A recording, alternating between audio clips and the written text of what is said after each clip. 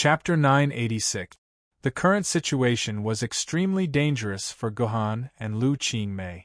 Not only did Gohan not have the sword essence, but he also didn't have the body of a normal human. If Gohan still had his own body, even if this body didn't have the sword essence and was as small as a chick, Gohan could still easily kill this golden silk python. But now that Gohan had the body of a chick, how could he be a match for a golden silk python? Therefore, after calling Lu Qingmei away, Gohan became the prey of the golden silk python. He was chased by the golden silk python and fled frantically. The speed of the golden silk python was much faster than the chick. It was reasonable to say that it would be difficult for the chick to escape the golden silk python's bloody mouth. However, inside this chick was the soul of a battle-hardened human. This human constantly used various small movements, turns, and lane changes to repeatedly escape from the golden silk python's mouth. For a moment, a snake and a chicken played out a chase in this small area like a Hollywood blockbuster. In the process of the chase, the golden silk python just happened to rush over the Bosom Friend Story Club. This was because the golden silk python's scales were naturally designed with barbs to allow it to slide quickly on the ground and use its scales to cause more damage to its prey. This kind of scale directly acted on Bosom Friend Story Club, and formed another kind of additional effect. The originally tightly glued pages were directly opened with the help of the scale.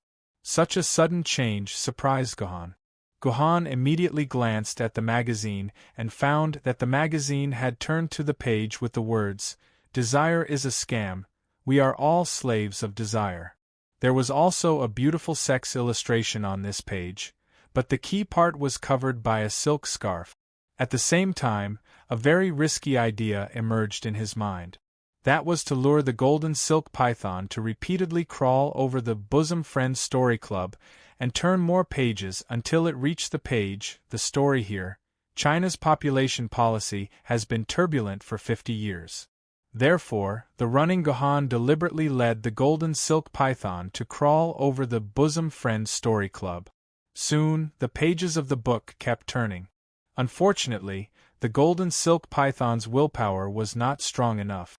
After failing to catch Gohan, the little chick, several times, it actually gave up on the prey that was about to enter its mouth, and once again wandered into the depths of the grass, actually ignoring the little chick Gohan. Just a little more. The frozen Lu Qingmei walked to the side of the open Bosom Friends Story Club and found that the pages of the book had already been flipped to more than 40 pages. There were only a few pages left from the last few pages. The story here, China's population policy was like a storm for 50 years. Gohan tried to use his chicken claws to turn the last few pages, but he didn't expect it to be the same. Germany's orthopedics department. Why do China's youths go to Germany for treatment? How big is the medical gap between China and Germany? At this time, the Bosom Friend Story Club had turned to this page. Lu Qingmei, who had nothing to do, quickly focused on reading it. It turned out that this story was about a Chinese exchange student before the apocalypse. Through his own hard work, he became a leading doctor in Germany's orthopedics department. However, ever since this Chinese exchange student became a leading doctor in Germany's orthopedics department, he received a steady stream of youths from China. Almost every week, there would be 2 or 3 youths coming to his hospital to look at bones. This made the Chinese exchange student very confused. Was there a need to specially come all the way to Germany to look at such a small illness in the orthopedics department? There must be some unknown secret behind it. Therefore, after 5 years of dedicated research, the exchange student finally realized that it was because Germany's technology was the best in the world. At the same time, the orthopedics department was very strict in treatment, so it attracted so many Chinese youths to Germany's orthopedics department. The exchange student also gave a simple example. He said that in the orthopedics department of China's hospital, they would just put a steel nail in the bone and directly suture it. They didn't consider what would happen if the nail was damaged in the future. German doctors were different. German doctors would leave an extra steel nail in the patient's stomach and then wrap it with oiled paper. That way, if the nail was damaged in the future, they could take it out from the stomach and replace it with a new one. He couldn't let his 5 years of research go to waste. Therefore, the exchange student wrote his research into a thesis and published it. He even won many awards from medical magazines and became famous in Germany. Later, he married the younger sister of a Chinese youth who came to Germany to see a doctor. In less than 3 months, they got married and became a father in 9 months. Since then, they lived happily ever after. It was such a simple story, but Lu Qingmei read it with great interest. It wasn't until Gohan forcefully pecked her head a few times that she broke away from the story. "Why are you pecking me?" Lu Qingmei said with dissatisfaction. "I have an important task for you. Whether we can return to our original appearance depends on you." The military governor's words made Lu Qingmei a little excited. It had always been the military governor who helped her through many difficulties. This made Lu Qingmei feel very apologetic. At the same time, she was very eager to use her strength to help the military governor and prove that she wasn't a useless person. Therefore, Lu Qingmei didn't even ask what the question was and directly agreed to it very readily. It wasn't until Lu Qingmei came to the location of a big hole in the ground that she realized that she seemed to have been fooled by the military governor. "What is this place?" Lu Qingmei asked with a slight tremble. "I think this should be the nest of the golden silk python," Gohan said indifferently. "It took me a lot of effort just now to find its nest. Snakes are afraid that their eggs will be stolen, so their nests are often hidden in very secret places. Takes a lot of effort to find them." "Why did you come to the nest of the golden silk python? Do you want to deliver meat to its doorstep?" Lu Qingmei instinctively felt that the military governor was brewing a very bad idea for her. "That's right, it's delivering meat to its doorstep." Unexpectedly, Gohan nodded and admitted it neatly. "That snake has been exercising with me for so long, it must be very hungry now. As long as you keep standing at the entrance of the hole, it will soon be able to smell the meat and run out of the hole. You just need to lead the snake to the Bosom Friends Story Club, and find a way to make it turn a few more pages. Your task will be completed." It turned out that Gohan wanted to use Lu Qingmei as bait to lure the golden silk python that had just run away to turn the pages of the book. "Why me?" Lu Qingmei was so scared that her little heart was pounding. "I don't have your ability. If I'm not careful, the golden silk python will eat me directly. This is too dangerous, I won't do it." "Do you think I want you to be the bait?" Gohan said disdainfully. "With your skills, I'm also worried that you will be eaten by the golden silk python before you can run back to the magazine. But I have no other choice. The golden silk python is already familiar with my smell and knows that it can't outrun me. I just stood at the entrance of the hole for a few minutes, and the golden silk python still hasn't come out. Obviously, it has lost interest in me, so it has no choice but to use you as bait."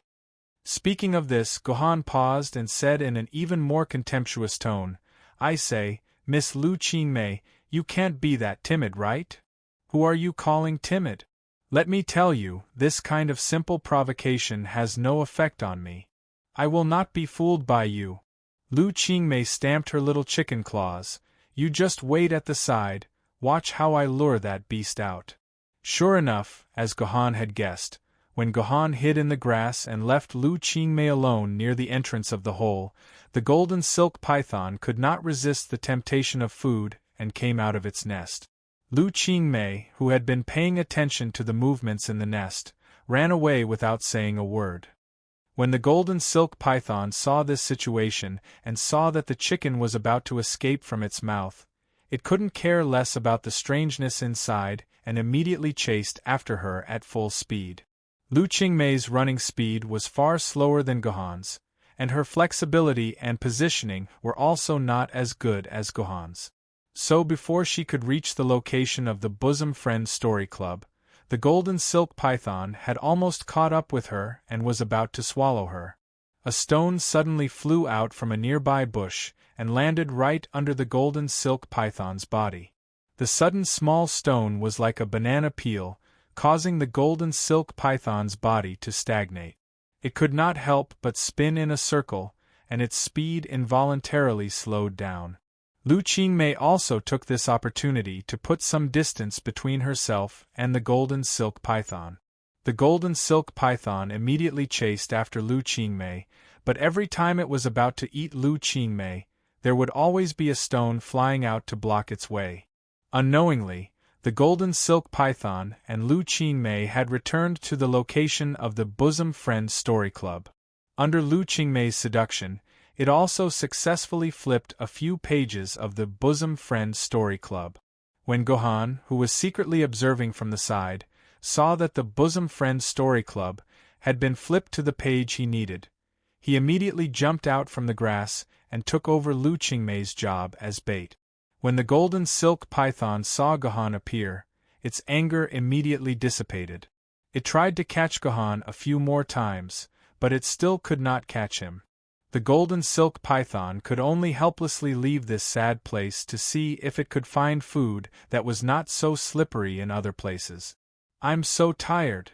Seeing the golden silk python leave, Lu Qingmei panted and returned to Gohan's side.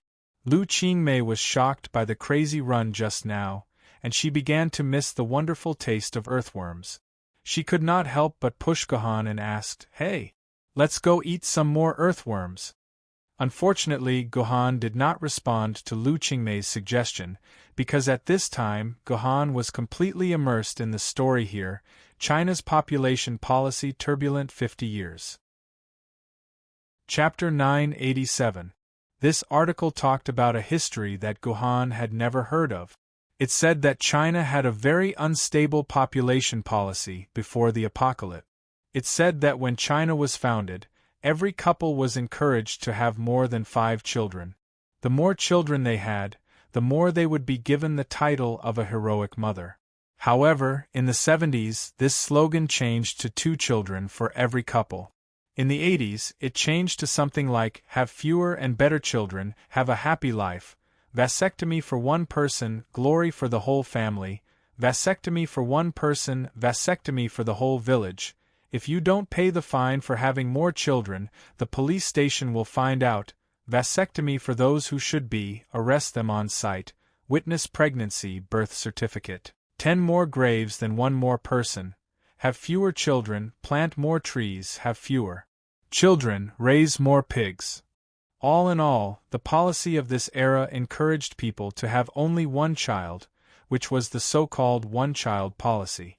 However, from 2015 onwards, China's population policy started to encourage people to have 2 children. China's population policy had changed 3 times in 60 years. This article quoted from many sources, trying its best to prove the failure of China's population policy.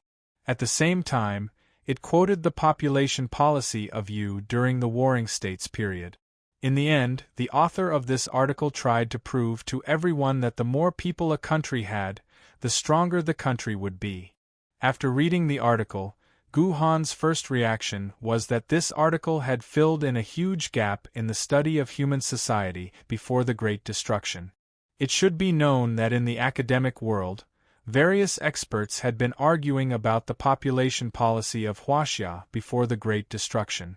Some experts said that Huaxia had always strictly implemented the one-child birth control policy, while others said that Huaxia had always implemented the birth control policy of having more people.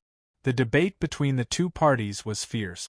At the same time, because there was no concrete evidence, this issue had been debated by experts for hundreds of years. Now, this article systematically explained the changes in China's population policy before the apocalypse. It could end this boring debate that had lasted for hundreds of years. If Gohan published this article in an academic journal, he would probably gain a great reputation. However, Gohan quickly threw this thought aside. This was not the main point. The main point was what kind of information was hidden in this article. What should he do to return to his own body? Gu Han read the article over and over again, but he still couldn't figure out what to make of it. Seeing that the sky was gradually darkening and the day was about to pass, Gu Han couldn't help but feel a little anxious. He did not know what the situation was like outside the dungeon. Had the Wu people started to attack the Zhou Tian Star Battle Formation? What kind of state was the Shi Sing garrison in? However, Gohan had already warned Juzi Sword, who had not entered the game, to forcibly remove the game helmet from his body if there were any changes outside or if he had not come out for more than 30 days in the game. As for whether this would cause any serious sequelae to Gohan, Gohan really did not care so much. Now that Gohan had been in this dungeon for 2 days, since Juzi Sword did not choose to forcibly take away his game helmet, then Gohan could only guess with the best attitude that the battle outside should still be under control, so Juzi Sword did not choose to forcibly wake him up. However, this dungeon really couldn't afford to waste any more time. Gu Han made up his mind to carefully read the article again. If he still couldn't find any clues, then he would immediately commit suicide and risk his life to leave this dungeon. Although the last reading was very careful, and Gohan also constantly pondered the entire text, he still did not find any clues. Gohan sighed. When he was about to run to the edge of the cliff and jump to his death, some black and constantly twisting things were suddenly thrown in front of Gohan. "Here you go. Count it as my treat." These constantly twisting things were some living earthworms, and on the other side Lu Qingmei said with a forthright face, "These earthworms are the fattest and most delicious ones I picked out. Don't be polite with me. Today it's my treat." Gohan did not want to say anything more. When he was about to use his chicken claws to push away these earthworms, he suddenly found that the position of one of the earthworms just fell on the center line of the magazine, and in the center line of the magazine, there was always a long bunch of words with black square boxes. Gohan knew that this was the centerline advertisement that was often seen in magazines, and it was also the cheapest advertisement in the magazine. It was more than several times cheaper than the average advertising space. Because this advertising space was too remote, the average reader did not have the time to pay attention to the advertising space in this position. Just like Gohan before, he completely ignored the content of this advertisement. But now that he was reminded by this earthworm, Gohan keenly discovered that this centerline advertisement was not ordinary. He saw that this centerline advertisement was written as follows: Chicken kelp, the latest scientific research results from San Diego in the United States. With just a little chicken kelp, you can produce 18,000 eggs. Chicken kelp can activate the fertility deep in the hen's body, and the number of eggs produced will at least double or more than 10 times, so that you can earn a lot of money every day, and one chicken can give birth to 10 chickens. It seems that the key to the task is in this chicken kelp. Gohan's chicken claws heavily stepped on this advertisement, and then said that he had just swallowed all the earthworms that Lu Qingmei had just treated him to. Although Gohan wanted to immediately start looking for clues about the chicken kelp, the problem was that the sky was already dark at this time, and the chicken was an animal with extremely poor night vision. If it were not for the very bright moonlight, perhaps Gohan would not even be able to find the way back to the chicken house.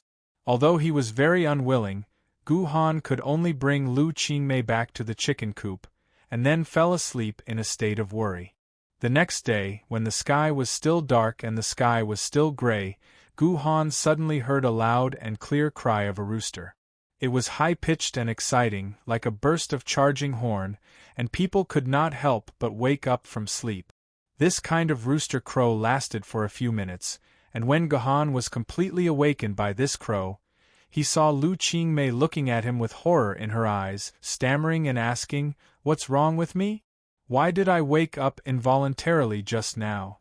Why can't I stop crowing? I don't want to do this." Gohan carefully looked at Lu Qingmei. At this time, Lu Qingmei was several times bigger than before she went to sleep. She had a beautiful red with yellow feathers, a especially the tail feathers that could emit a kind of glossy light, and there was also a blood-red comb on her head. Her whole person looked very powerful. "Congratulations," Gohan said faintly. "You are now a mature big rooster." After a period of chaos, although there were no dogs around, Gohan and Lu Qingmei finally figured out the general situation. In fact, Gohan discovered yesterday that the growth and development of the two chicks, himself and Lu Qingmei, were much faster than normal chick.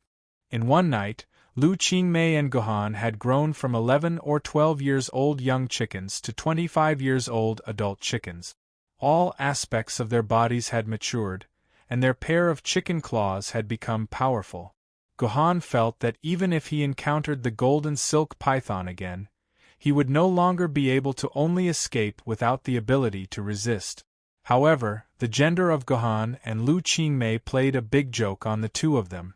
Lu Qingmei became a cocky big rooster, and Gohan naturally became a fat old hen.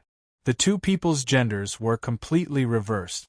Fortunately, Gohan had the experience of becoming a Gu Xian Yuan, so he could barely bear such a change. Lu Qingmei's situation was much worse, and it took a lot of effort to reluctantly accept her own situation. Next, Gohan and Lu Qingmei began to use the chicken house as the center, around the entire surrounding area to find any clues related to the chicken Kila. When it was almost noon, Gohan and Lu Qingmei found a golden cardboard box under the roots of an old tree. The cardboard box was clearly printed with the trademark Chicken Kila. Obviously, this was the cardboard box that contained the chicken Kila. But unfortunately, there was no finished chicken Kila in the cardboard box. This was just an empty cardboard box. However, Gohan did not feel discouraged because he knew that this cardboard box was actually the biggest clue. Looking around this cardboard box, he would definitely find other clues. Sure enough, when Gohan flapped his chicken wings and barely flew to the trunk of the old tree, he found a big hole in the trunk of the old tree. When he looked into the big hole, he found that the old tree was completely hollow. At the bottom of this hollow trunk, there was a small golden plastic bottle there. This small plastic bottle clearly had a Chicken Kila label on it. If he could, Gohan couldn't wait to jump into the trunk and eat all the Chicken Kila in the plastic bottle. But Gohan couldn't do this at all, because at the bottom of the trunk, there was not only the precious Chicken Kila, but there were at least 50 golden silk pythons entrenched in the trunk. They firmly guarded the plastic bottle and refused to move a step. It seems that this is the ultimate test of this palace. Gohan jumped back to the ground from the branch and said to Lu Qingmei, who had no idea what happened, "I think, if we can defeat more than 50 golden silk pythons, we can become human again." Chapter 988. The difficulty of trying to take a plastic bottle out of a tree hole with more than 50 golden silk pythons in the body of a hen could be imagined. Even Gohan was at his wits' end when faced with such a situation. Gohan might have some confidence in dealing with 1 or 2 golden silk pythons, but dealing with more than 50 golden silk pythons at the same time was no different from suicide. Fortunately, the golden silk pythons themselves were not poisonous, so Gohan did not have to worry about being poisoned to death. He only had to worry about being swallowed alive by so many golden silk pythons. In the next few hours, Gohan experimented with many methods that seemed to be feasible. The first method Gohan thought of was the bait tactic he used before. He found a vine and tied it to the trunk of the tree. Then, he bit the vine with his beak and carefully sneaked into the tree hole, trying to use himself as bait to lure the golden silk pythons out of the tree hole. This should have been a very effective method, because no python could resist the temptation of a chicken. In Gohan's opinion, the golden silk pythons would be eager to get out of the tree hole. Unfortunately, Gohan was wrong. The golden silk pythons seemed to have lost their sense of sight and smell. They ignored Gohan. Even when Gohan was less than 10 centimeters away from them, the golden silk pythons did not respond. Helpless, Gohan could only struggle to climb out of the tree hole with his wings and think of another way. Later, Guhan saw that the bark of the tree was very thin, so he tried to open a hole at the root of the tree and force the golden silk pythons to crawl out through the tree hole with the help of sunlight. It was just that when Guhan spent a lot of effort and his mouth almost cracked, he finally managed to peck a hole, but it was still useless. The golden silk pythons remained unmoved.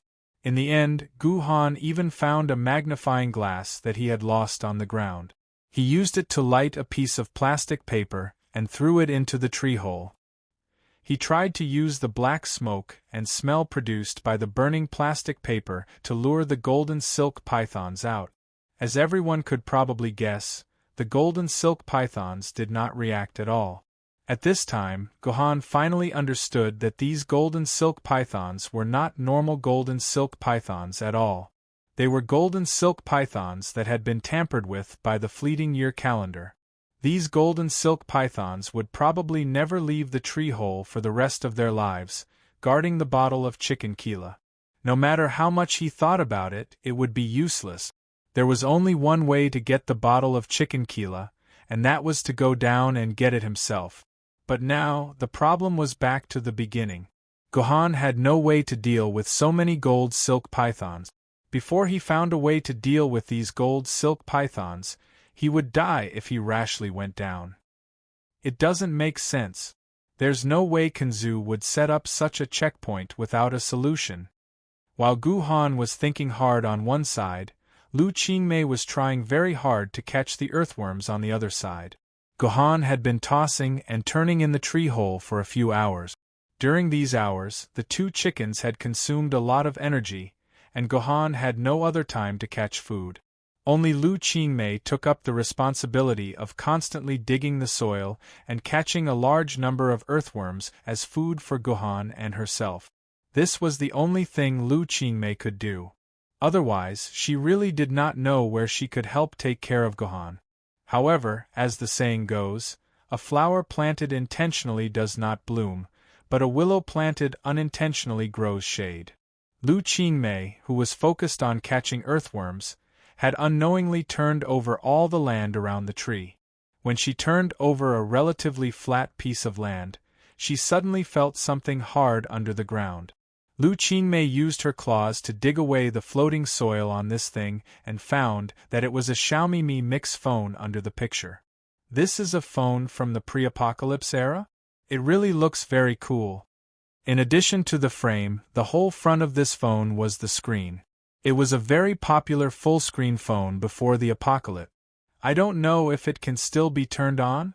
Lu Qingmei tried to press the power button for a long time with her chicken claws.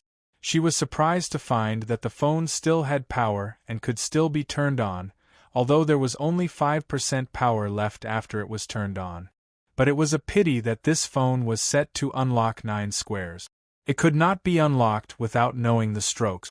Of course, Lu Qingmei wasn't willing to stop at this step, so after thinking for a short while, she suddenly drew a staircase symbol on the unlock grid, and the phone was unlocked cleanly and neatly. The desktop of this phone was quite clean and neat. There were only 2 icons on the entire desktop. One was the icon of a video, and the other was the icon of a mobile game called Goddess Divine Emperor Designated. Of course, there were 4 software icons at the bottom of the desktop, 4 fixed phone, text message, camera, and browser. Lu Qingmei first clicked on the browser icon curiously, but found that there was no web page that could be opened. Of course, this was normal because there was no such thing as a 4G network in this era. And this phone's camera seemed to be damaged, so the camera did not have any effect. She clicked on the text message and found that all the text messages in this phone were from official companies like 10086, Industrial and Commercial Bank, Alipay, and so on. Lu Qingmei couldn't help but feel sad. The owner of this phone was really too pitiful in his previous life. He didn't even have a friend who could text him normally. Lu Qingmei kept reading until the last position before she found that it was not a text message from an official company, but a text message from a friend marked as Fatty. It said, "Leng Qingqiu, I heard from others that you were killed by a car. This can't be true, right? You're still alive, right? You haven't paid me back the 518 you owe me yet. This text message stunned Lu Qingmei at first, but she immediately reacted. This should be a text message from the phone owner's friend when the apocalypse happened. At the beginning of the apocalypse, only a small part of the world had Yuan Ko, which caused a lot of chaos. Now it seemed that this Leng Qingqiu should have died at the hands of Yuan Ko at the beginning of the apocalypse. After that, this friend called Fatty heard the news and hurriedly sent a message to ask Leng Qingqiu. After all, when everyone suddenly heard the news of a friend being killed by a car, their first reaction would naturally be to send a message to this friend to confirm that they hadn't received any scam messages. However, since this person called Leng Qingqiu was killed by a car, why would his phone be left in Mount Emotian? There weren't any mountain paths nearby, so it was very unscientific to leave it here. If it was Gu Han who saw this message, he would definitely think more about it. However, this message was seen by Lu Qingmei, so it didn't have any effect on him and was directly ignored by Lu Qingmei. The only thing left in the entire phone that wasn't checked was a software called Video. When Lu Qingmei opened the video, she was shocked to find that there was only one video file in the entire video folder. Lu Qingmei opened the video file without hesitation and found that it was actually a video of a group dance performance on a very gorgeous stage. 2017 Spring Festival Gala. Lu Qingmei noticed that there was a line of watermarks in the upper right corner of the video, and this sentence was printed. Lu Qingmei then remembered that it was said that before the apocalypse, China had the custom of holding the Spring Festival Gala during the Spring Festival, and every family was used to watching the Spring Festival Gala in front of the TV. However, with the arrival of the apocalypse, humans had almost forgotten about the Spring Festival Gala. Who would have thought that this phone still had a video of the 2017 Spring Festival Gala? This video was a group dance performance video. It was roughly a group of cute little Lolas wearing chicken costumes and doing some cute dance moves on the stage. This was a dance for children to watch. In the eyes of adults, this kind of dance was inevitably too childish. When the group dance ended, the video came to an abrupt end. It's really strange. The owner of this phone also looks like an adult. Why would he deliberately save a child's dance in the phone? Lu Qingmei thought inexplicably. When she was about to exit the video program and was about to look for other interesting things, Lu Qingmei suddenly froze. Wait, we are now chickens, and the dance in the phone is only a chicken dance. This phone just happened to appear here. Could it be that there is some connection between them? This was probably one of the rare times in Lu Qingmei's life that her IQ exploded. She suddenly noticed something special about this video. So she walked to the side of Gohan, who was thinking hard, and told Gohan about the phone. Gohan suddenly rushed over like a turkey, opened the video again, and watched the entire video from the beginning again. How is it? Are there any clues in it? Lu Qingmei asked with some nervousness and some anticipation. I don't know, said Gohan after a moment of hesitation. I've carefully watched all the details, but I didn't find anything that could be considered as a clue. But it's really strange for such a phone and such a video to appear in this place. Do you think a phone that has experienced more than 60 years of wind, frost, rain, and snow will not be damaged, and the phone's battery will still be charged? That's impossible. Even if the phone is turned off, the battery of the phone will be completely depleted in a year or two.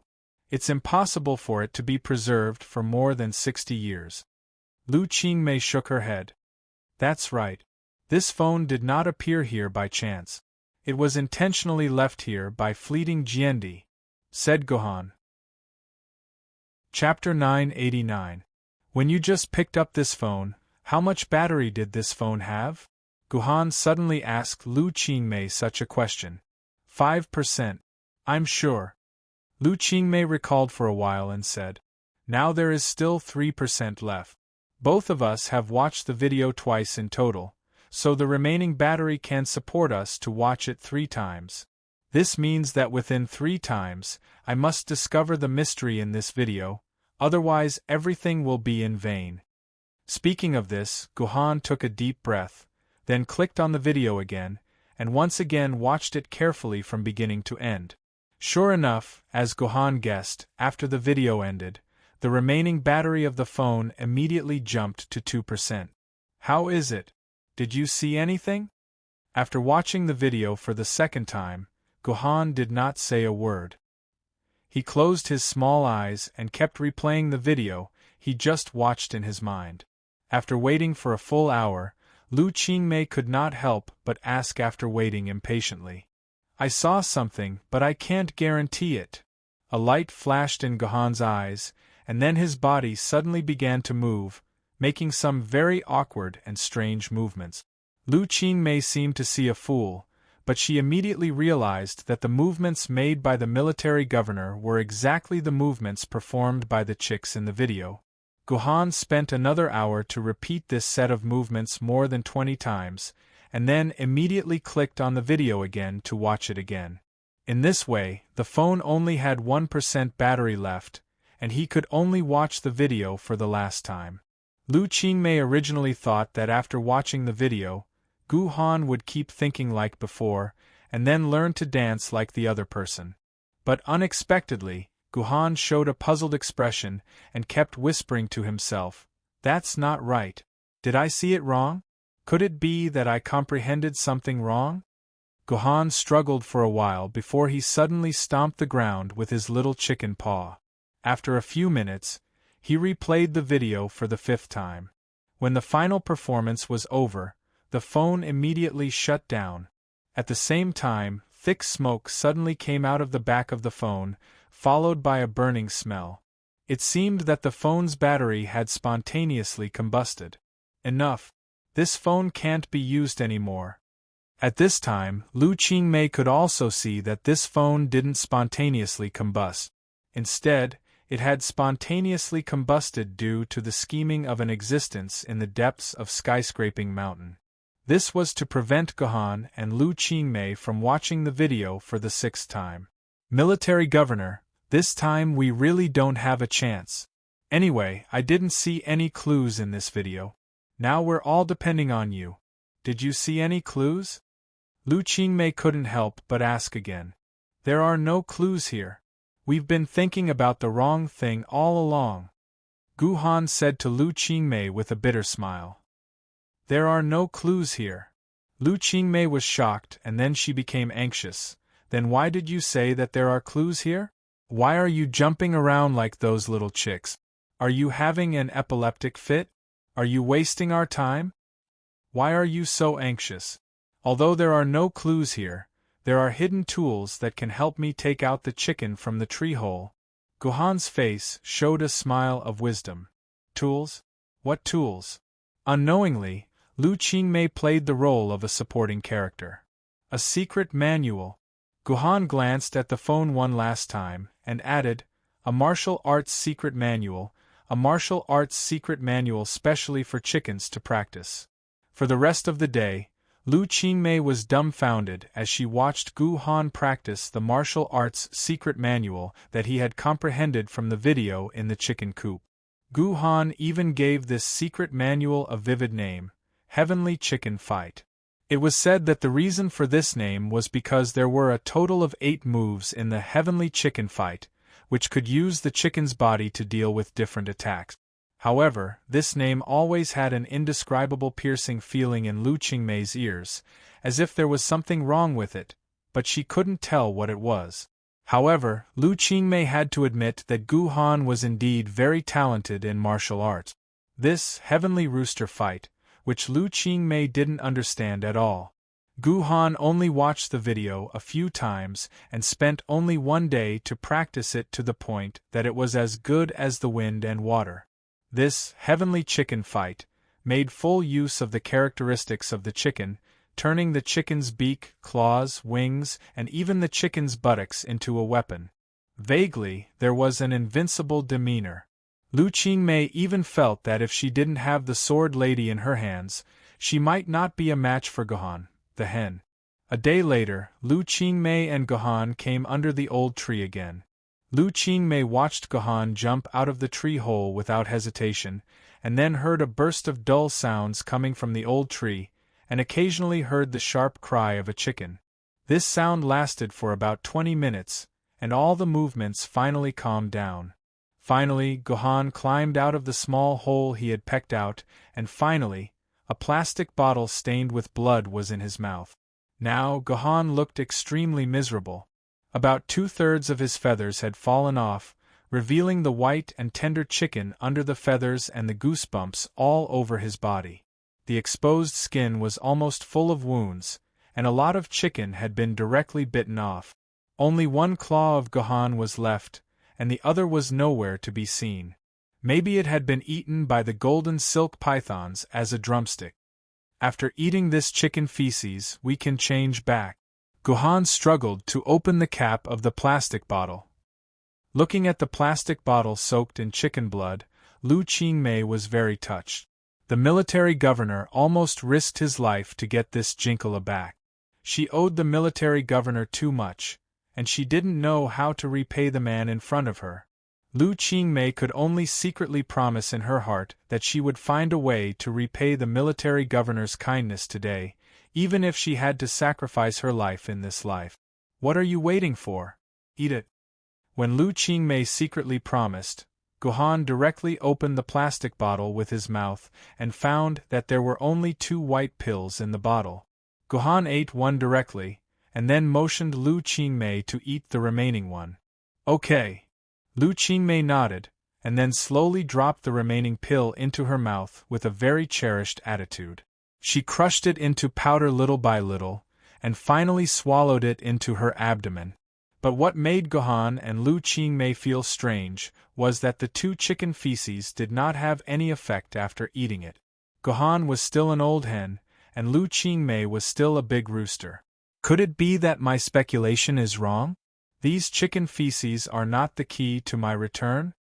Just as Gohan was thinking about this, suddenly Gohan felt a burst of weakness in his body, as if his bones were pulled out by someone, and he could only fall to the ground softly.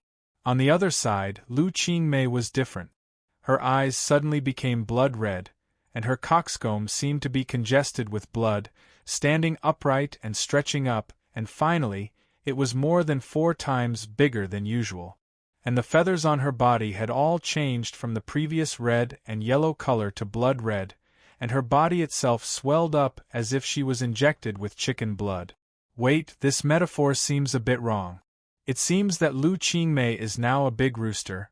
Why does she need to be injected with chicken blood?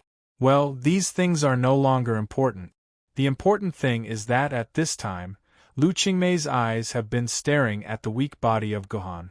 Such a lustful look made Gohan feel like he was looking at a man who had been locked in prison for 30 or 40 years. For such a man, let alone a woman, even a sow would be like a Diaochan. The next situation was probably an unforgettable shadow for Gohan in this life. Lu Qingmei, who had completely lost her mind, directly stepped on Gohan's back with her 2 chicken claws, and then her beak bit the feathers on the back of Gohan's neck, and something directly entered Gohan's body. After all, now Gohan is a hen, and Lu Qingmei is a rooster. This posture is not wrong. Gohan was willing to recall how long he was tossed around by this big rooster, Lu Qingmei. When everything calmed down, Lu Qingmei also woke up from that crazy desire.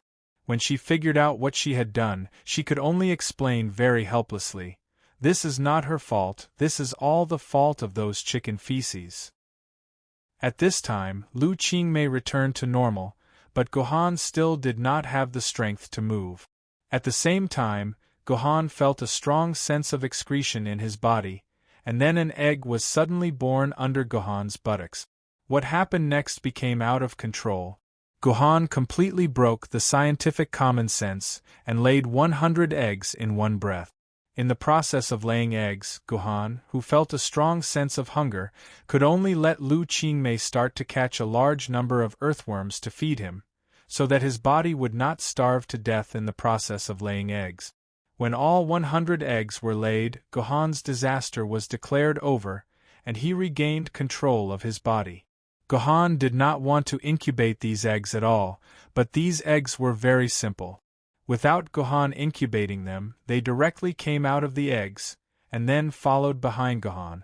Naturally, Gohan became the mother of 100 chicks, and these chicks were all born by Gohan. Then these chicks grew at the same speed as Gohan and Lu Qingmei. In just a day, they entered the mating period, and began to recklessly mate like their parents. It seemed that there was no such thing as a German orthopedic in the chicken world. Then the entire Mount Emotion began to occupy the entire Mount Emotion at a speed visible to the naked eye. On the 10th day after Gohan and Lu Qingmei became chickens, the entire Mount Emotion had become the territory of Gohan and Lu Qingmei's chickens. These chickens occupied every corner of Mount Emotion, and became the overlord of Mount Emotion. But this was also the beginning of the tragedy. There was only so much land, but the number of chickens continued to increase, so internal strife was inevitable. These millions of chickens started a bloody war for the territory of Mount Emotion. Millions of corpses floated, and blood flowed like rivers. At least 3/4 of Gohan and Lu Qingmei's descendants died in these battles. In the end, these chickens were divided into 7 different forces, and formed 7 countries. While fighting every day, they did not forget to form alliances, and used all kinds of tricks. It was just like a copy of the Spring and Autumn Warring States period. Gohan watched all of this very indifferently, as if the blood of his descendants had nothing to do with him, the ancestor. But Lu Qingmei could not stand it.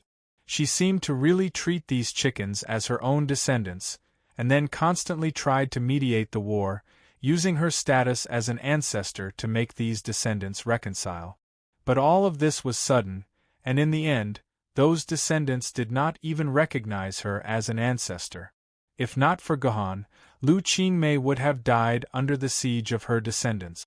In the end, the 7 chicken countries were unified by the smartest country, and the entire Mount Emotion returned to peace.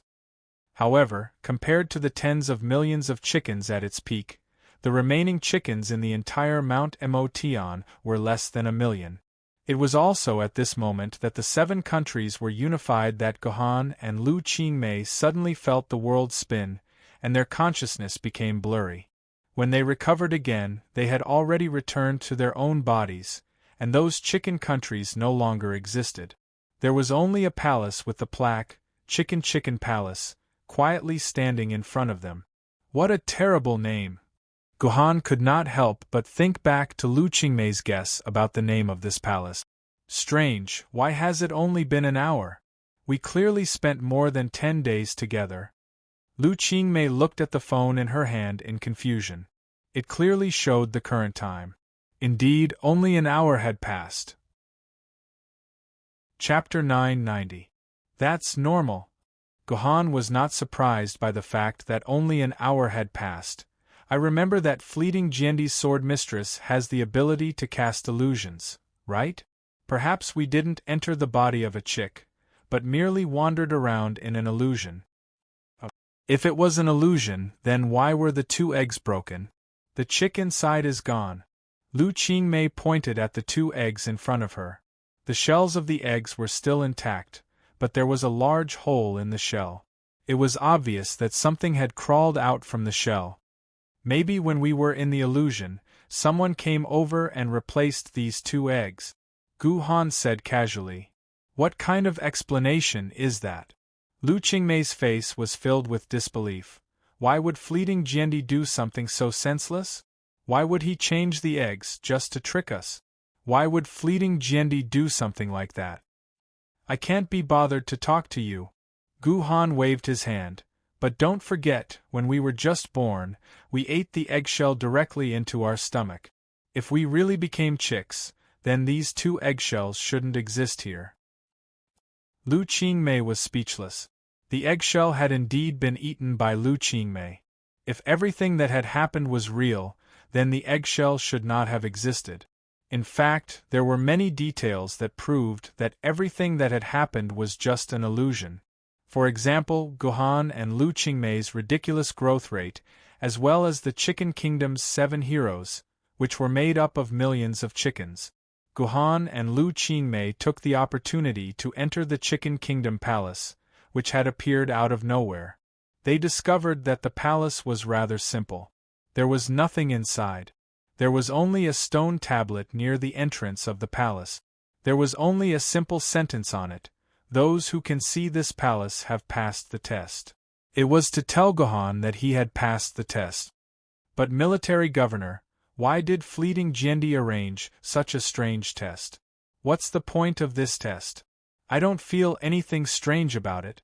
Lu Qingmei's words angered Gohan. You think it's meaningless? That's because all the tests have been covered by Gohan. Gohan was the one who discovered the clue.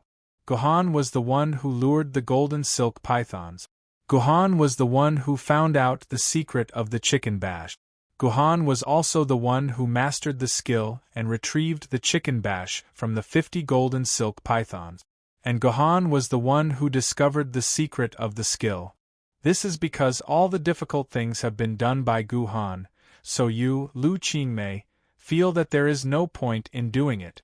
Of course, it was not to say that Lu Qingmei was useless. At the very least, if Lu Qingmei had not found the phone, Gohan would not have been able to master the skill. But the most depressing part of the story was the last part of the story. It was second only to the death of his parents in Gohan's life.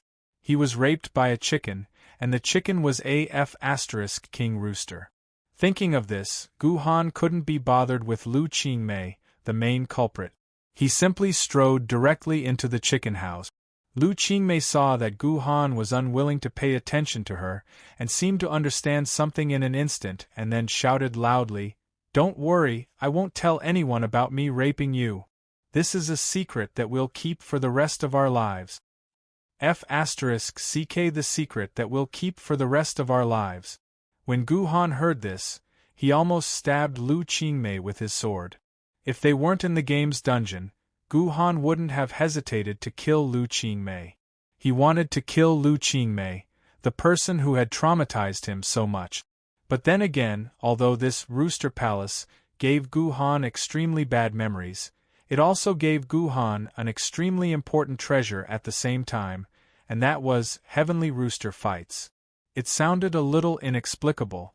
How could a skill specially researched by a chicken be a treasure for a person like Gohan? But in fact, it was precisely because this skill was for a chicken to research.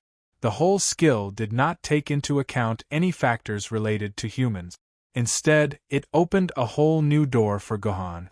Before this, Gohan's research on the Chaos Sword technique had almost reached the limit. But until now, he had only researched 4 swords of the Chaos Sword technique. According to Gohan's imagination, there should be a total of 7 swords of the Chaos Sword technique. But the previous 4 swords had almost exhausted all of Gohan's accumulation of swordsmanship. Gohan really could not think of where the 5th sword should come from. When he was in the Red Rabbit Palace, he found that he might be able to find a way to break through the Chaos Sword technique in terms of willpower. He could not find any other way. However, the Chicken Kingdom Palace had opened a whole new door for Gohan. When Gohan found himself studying martial arts in a different way, he saw a lot of new things that he could never see in the past. While it greatly enriched Gohan's knowledge of martial arts, Gohan also vaguely found the path of the 6th sword of the Chaos Sword technique. At this moment, Gohan realized that the key to the 5th sword of Chaos Swordsmanship was his willpower, and the key to the 6th sword of Chaos Swordsmanship was the special sword. This was the general principle of the 5th and 6th sword of Chaos Swordsmanship. When Gohan understood these 2 points, he would be able to create the 5th and 6th sword of Chaos Swordsmanship. In the darkness, the greatest pain for a person was not that he could not see a bit of light, but that he did not know where to go. Now, although Gohan could only see a trace of extremely weak light, he already knew where he was and how he should move forward. Based on this point alone, the harvest of the Chicken Temple had far exceeded Gohan's expectations. Even if the entire Heaven's 12 Temples dungeon ended abruptly, Gohan would not feel the slightest loss, because Gohan had already gained a lot. There was nothing to see in the Chicken Temple, so Gohan and Lu Qingmei directly left the Chicken Temple. At this time, there were only 2 palaces in front of Gohan. As long as he passed the last dog and pig tests, Gohan would be able to reach the end of the dungeon and meet the final boss, Kanzu. However, what surprised Gohan and Lu Qingmei was that when they came out of the Stone Monkey Palace, they still did not see any traces of the next palace. At this time, what was even more inexplicable was that Gohan and Lu Qingmei were stunned to find that they seemed to have reached the top of the mountain. If they continued to walk forward, they would reach the highest peak of the skyscraping mountain, skyscraping cliff. There was no road ahead. Military Governor, let's quickly look around and see if there are any kennels nearby. Who knows, we might become 2 puppies in this dungeon. Lu Qingmei immediately said out of habit. It seemed that she had not completely walked out of the plot just now. However, no matter how Gohan looked at it, he felt that Lu Qingmei wanted to experience the life of a puppy. Gohan couldn't help but think of what he had seen and heard in Third Young Master Shi's house. Although the beautiful dogs and beautiful cats in Third Young Master Shi's house were very perverted, they also had a kind of irresistible temptation. Forget it, now was not the time to think about these things. If he wanted to see it, he could just go watch it. I don't know. Gohan shook his head. But we can ask the old man in front of us. Maybe he can tell us something. Old man? Is there someone in front?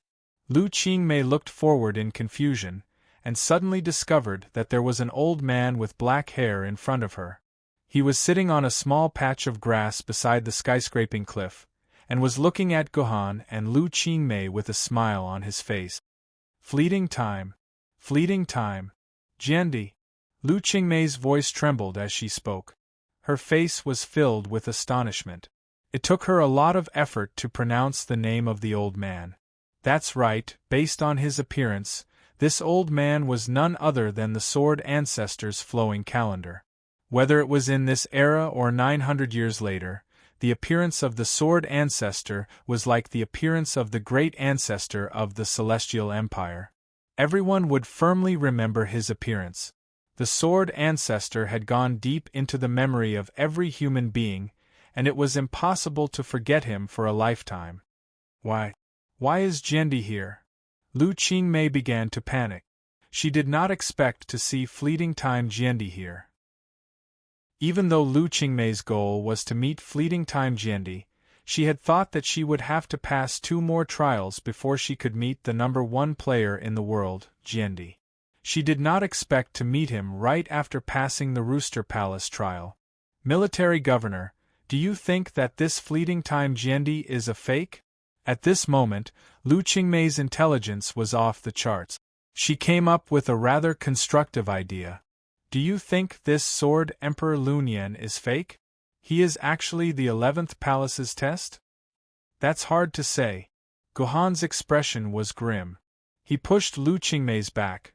We won't get anywhere by standing here. We'll know when we ask him in the morning. Welcome to the top of the skyscraping cliff, my young friends. Congratulations on passing my trial. I've been waiting for you. Kanzu was an old man in his 70s, but his hair was still as black as ever. It was comparable to the hair models in shampoo commercials. Despite the wrinkles on his face, his skin was glowing. He did not look like a man in his 70s, but a middle-aged man in his 30s. Are you really Fleeting Time Jiandi? Lu Qingmei asked. Did we really pass your trial? Don't we still have 2 more trials to pass?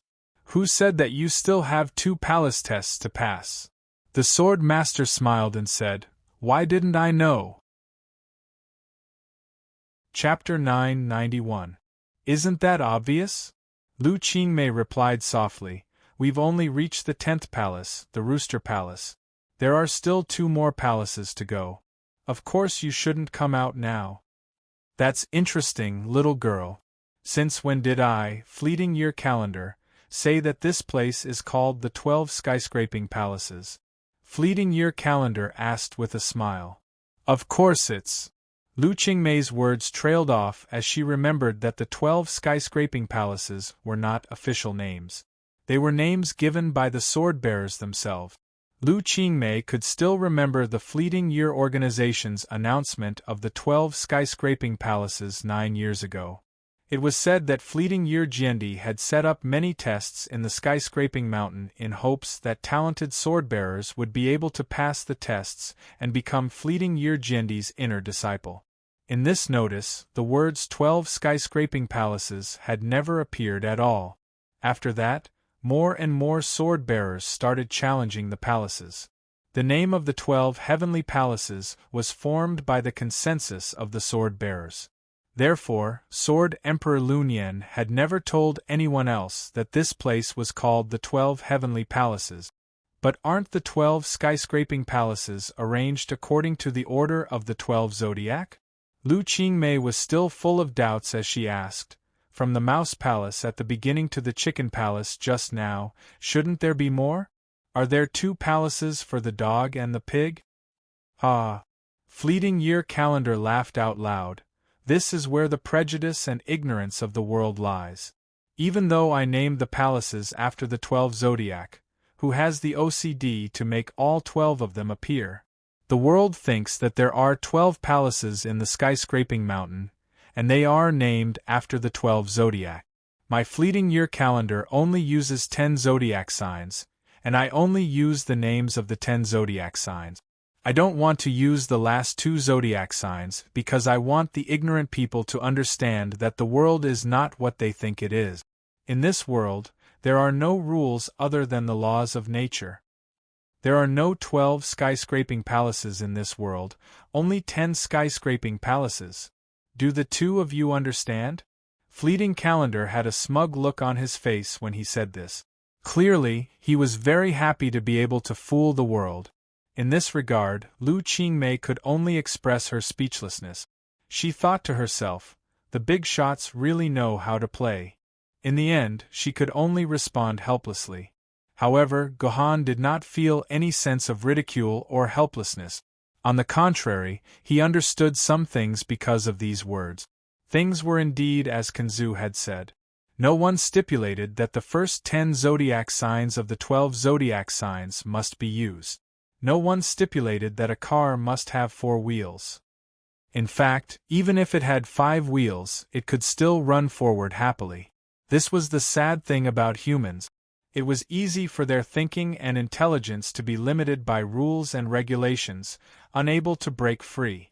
The saddest thing was that these rules and regulations did not appear naturally, but were set by humans themselves. As the saying goes, the evils we bring upon ourselves are the hardest to bear. This principle could also be extended to martial arts. After Gohan's swordsmanship reached an extremely profound level, after learning many routines and moves, even his subsequent swordsmanship would be limited to these routines and moves. He would instinctively and habitually use the moves according to his own experience. While this would ensure the power of his swordsmanship, it would also trap him within the fence. On the contrary, beginners who had not learned any moves and routines would have unlimited possibilities. Therefore, only by abandoning these routines and moves and overthrowing those fences could he further develop and improve. After understanding this principle, Gohan suddenly felt that many unprecedented and wonderful moves had popped up in his mind. Even though most of these moves were useless and unscientific, there were still a lot of bright spots in them. If these bright spots were added to the chaos swordsmanship, the fog that shrouded the chaos swordsmanship would be dispelled. All in all, just one sentence from the Sword Master had enlightened Gohan, and he had taken another big step forward on the road of the chaos sword method. This man deserved to be the most powerful swordsman in history, who had shocked the world for 1,000 years and no one could surpass him. The Sword Ancestor Calendar. If that's the case, I'm Master, please accept a bow from your disciple. Lu Qingmei suddenly realized that she was really stupid. Just now, she actually questioned the matter of the last 2 palaces. The test of the first 10 palaces was already abnormal enough. Could it be that she couldn't wait to undergo 2 more tests that she didn't know would be even more abnormal? Wasn't that asking for a snub? If she angered fleeting Jiandi, he might just add 2 more palaces to the test. Wouldn't she be in trouble then? More importantly, according to fleeting Jiandi, she could now kneel down and worship fleeting Calendar as her master. Thinking of this, Lu Qingmei immediately knelt in front of fleeting Year Calendar and kowtowed in an attempt to establish their master-disciple relationship. Wait. Fleeting Calendar's body did not move, but Lu Qingmei felt a strong force lifting her up. She could not bring her forehead to the ground no matter how hard she tried. She could not complete the process of kowtowing to fleeting Calendar. Even though the test is over, I still have a few questions for you. Fleeting Calendar said, if I'm satisfied with your answers, I'll accept you as my disciple. If not, I'll accept you as my disciple in name. Your Majesty, what's the difference between a disciple and a disciple in name? Lu Qingmei asked curiously. A disciple in name is a disciple who will inherit my legacy. He or she will learn from me, and I will impart all of my swordsmanship, abilities, knowledge, and intelligence to him or her. In the future, he or she will become an elder of my family, and he or his descendants will be able to enjoy the blood of my family for thousands of years. As for the disciple in name, he or she will be able to choose 3 things to learn. As long as he or she makes a choice, I will teach him or her the 3 things without reservation. In the future, he or she will become a guest of my family, and he or she will be able to enjoy the blood of my family for thousands of years. Fleeting Calendar explained the benefits of being a disciple in name and a disciple in name, but Lu Qingmei was confused by the explanation. The first part of the explanation was easy to understand. Fleeting Calendar would teach all of his skills to the disciple in name, and then choose 3 skills to teach to the disciple in name. However, the second half of the explanation was difficult to understand. What was the fleeting Calendar? What was the blood of the family? What was the difference between one person enjoying the blood of the family and one person enjoying the blood of the family?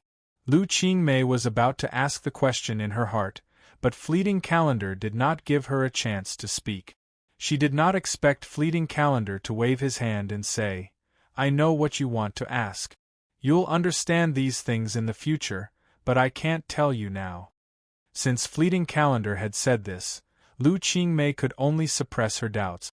She wanted to find a chance to ask fleeting Calendar about it in the future. Lu Qingmei was full of doubts, but these words were undoubtedly a bolt from the blue in Gu Han's hands. According to the information he received from Wang Jiqiang, as the human sword-bearers of this era were still the first generation of sword-bearers, most of them existed in the form of groups. No one could have guessed that in the future countless sword-bearers would become one of the most stable organizations of the human race. Countless Emperor sword-level sword-bearers would pass on their power in the form of families. They did not expect Kanzu to be one step ahead of them. He had predicted the existence of the families in the future and had already begun to make arrangements. The so-called blood of the Jiandi families, as well as the Grandmaster and Elder, were special positions that only existed in the Jiandi families. On the surface, they were the elders and guests of these families. They usually enjoyed the salary, resources, and privileges of the various worlds, but they had to fight for their families in critical times. They might even sacrifice their lives if necessary. The difference between guests and elders was that for guests, the family only needed to provide for the guest and did not need to be responsible for the guest's family. Moreover, guests could be worshipped by many families at the same time, so there were fewer restrictions on them. For elders, not only would the elder receive the guest, but the elder's family would also receive the guest's guest. Even if the elder died in the future, his direct descendants would have to be worshipped by the clan. Unless the clan's inheritance was completely severed, the clan would have to provide for them until the end. It was very simple for a guest to sever ties with the family. All they had to do was return 2 times the amount of resources provided to them by the family or make contributions to the family. There were no other restrictions. However, the elder's method of repaying resources was not easy to use. He had to make enough contributions and obtain the approval of the family head before he could dissolve the relationship. However, under normal circumstances, the patriarch of the family would agree to the elder's request. After all, if the elder really wanted to sever ties with the family, then forcing him to stay in the family would be a scourge instead. If things went wrong, not only would the elder not work hard, he might even drag the family down. As for blood, it referred to the resources needed to feed the dead and the living. Feeding the dead was called blood. Yan Qingming needed all kinds of items for his winter solstice tomb sweeping and his daily worship. Food referred to all kinds of food for the living. This entire system of guests and elders was gradually created after 100 to 200 years of practice. In other words, this system would only appear 100 years after the Jendi families came into existence. But now, this system had directly come out of the fleeting calendar's mouth. Could it be that Kanzu had the ability to see the future? How is it? You should answer my question now. The fleeting calendar said solemnly. Chapter 992. My first question is, why do you want me to be your master? Kanzu looked at Gohan and Lu Qingmei's eyes and asked meaningfully. This question suddenly sounded a bit stupid. Why did they want him to be their master? Of course, it was because he was Kanzu. He was the strongest human swordsman, and they could obtain endless benefits from him. This seemed like a question that didn't need to be answered at all. However, since Sword Ancestor had asked this question, then the answer he needed was obviously not the extremely simple answer above. It was an answer that required careful consideration before he could answer. However, Kanzu didn't give Gohan and Lu Qingmei any time to think. He directly pointed at Lu Qingmei's forehead and called for her to answer immediately. Because I want revenge. Lu Qingmei answered very straightforwardly. The person I love the most in my life died at the hands of a Yuan Ko. I must kill him with my own strength to avenge my lover. At this point, Lu Qingmei's expression suddenly became fierce. Clearly, this knot had been buried deep in Lu Qingmei's heart for a long time, so long that it had become a demon in her heart. If she didn't achieve this wish, Lu Qingmei would sooner or later fall into a state of mental breakdown. Sigh. She really can't let go of her hatred. Hearing Lu Qingmei's words, Gohan sighed in his heart because this sentence had already revealed Lu Qingmei's tragic fate in the future. In historical records, after Lu Qingmei became an immortal swordsman, she began to impatiently seek revenge on her enemies. She actually foolishly broke into a large human stronghold of the Martyr's Palace by herself in an attempt to take revenge. The result was very tragic. At that time, there happened to be 2 kings of the Martyr's Palace and the Nightmare King of the Western Demonic Beast Camp holding a meeting there. As a result, Lu Qingmei was captured alive by the 3 Ian-rank Yuan Ko. If Lu Qingmei had only been killed by these 3 universe-grade Yuan bandits, it wouldn't have been too tragic. After all, countless sword-bearers had died in the hands of Yuan Zhen in history. She, Lu Qingmei, alone wasn't much. The most tragic thing was that Lu Qingmei fell into the hands of the Nightmare King who came to the meeting. The King of Nightmares was the best at manipulating people's mind. It was said that Lu Qingmei was tortured by the King of Nightmares to the point of having a mental breakdown.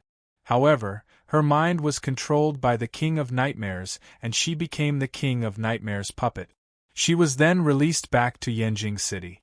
At that time, Yanjing City didn't have the equipment to detect Yuan Ko's power. Yanjing City didn't realize that Lu Qingmei had been controlled by the Nightmare King, so Lu Qingmei sneaked into Yanjing City. After Lu Qingmei returned home, she went berserk that night. She turned her biological parents into minced meat and then ate the minced meat into her stomach. Then, Lu Qingmei launched a vicious attack on her neighbors. On the spot, Thousands of people in 2 buildings died in Lu Qingmei's hands. The other swordsmen wanted to stop Lu Qingmei, but they were no match for Lu Qingmei. They died in Lu Qingmei's hands one after another. When the other immortal sword-bearers arrived, more than 50,000 people had died in Lu Qingmei's hands, including at least 100 swordsman-bearers. After being captured by the immortal sword-bearers, Lu Qingmei suddenly regained her consciousness. When she saw her parents being chopped into minced meat and eaten into her stomach, countless of her neighbors and friends also died tragically under her sword, including more than 20 friends from the swordsman team who were adventuring with her outside. Lu Qingmei's spirit broke down for the second time. This time it was a complete collapse. Lu Qingmei completely shut off her human personality because of the extreme self-blame.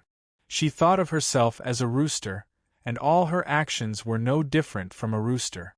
Later, the Sword Council started an extremely complicated discussion about Lu Qingmei's case. They discussed whether Lu Qingmei should be sentenced to death. According to Lu Qingmei's mistakes, the consequences were severe.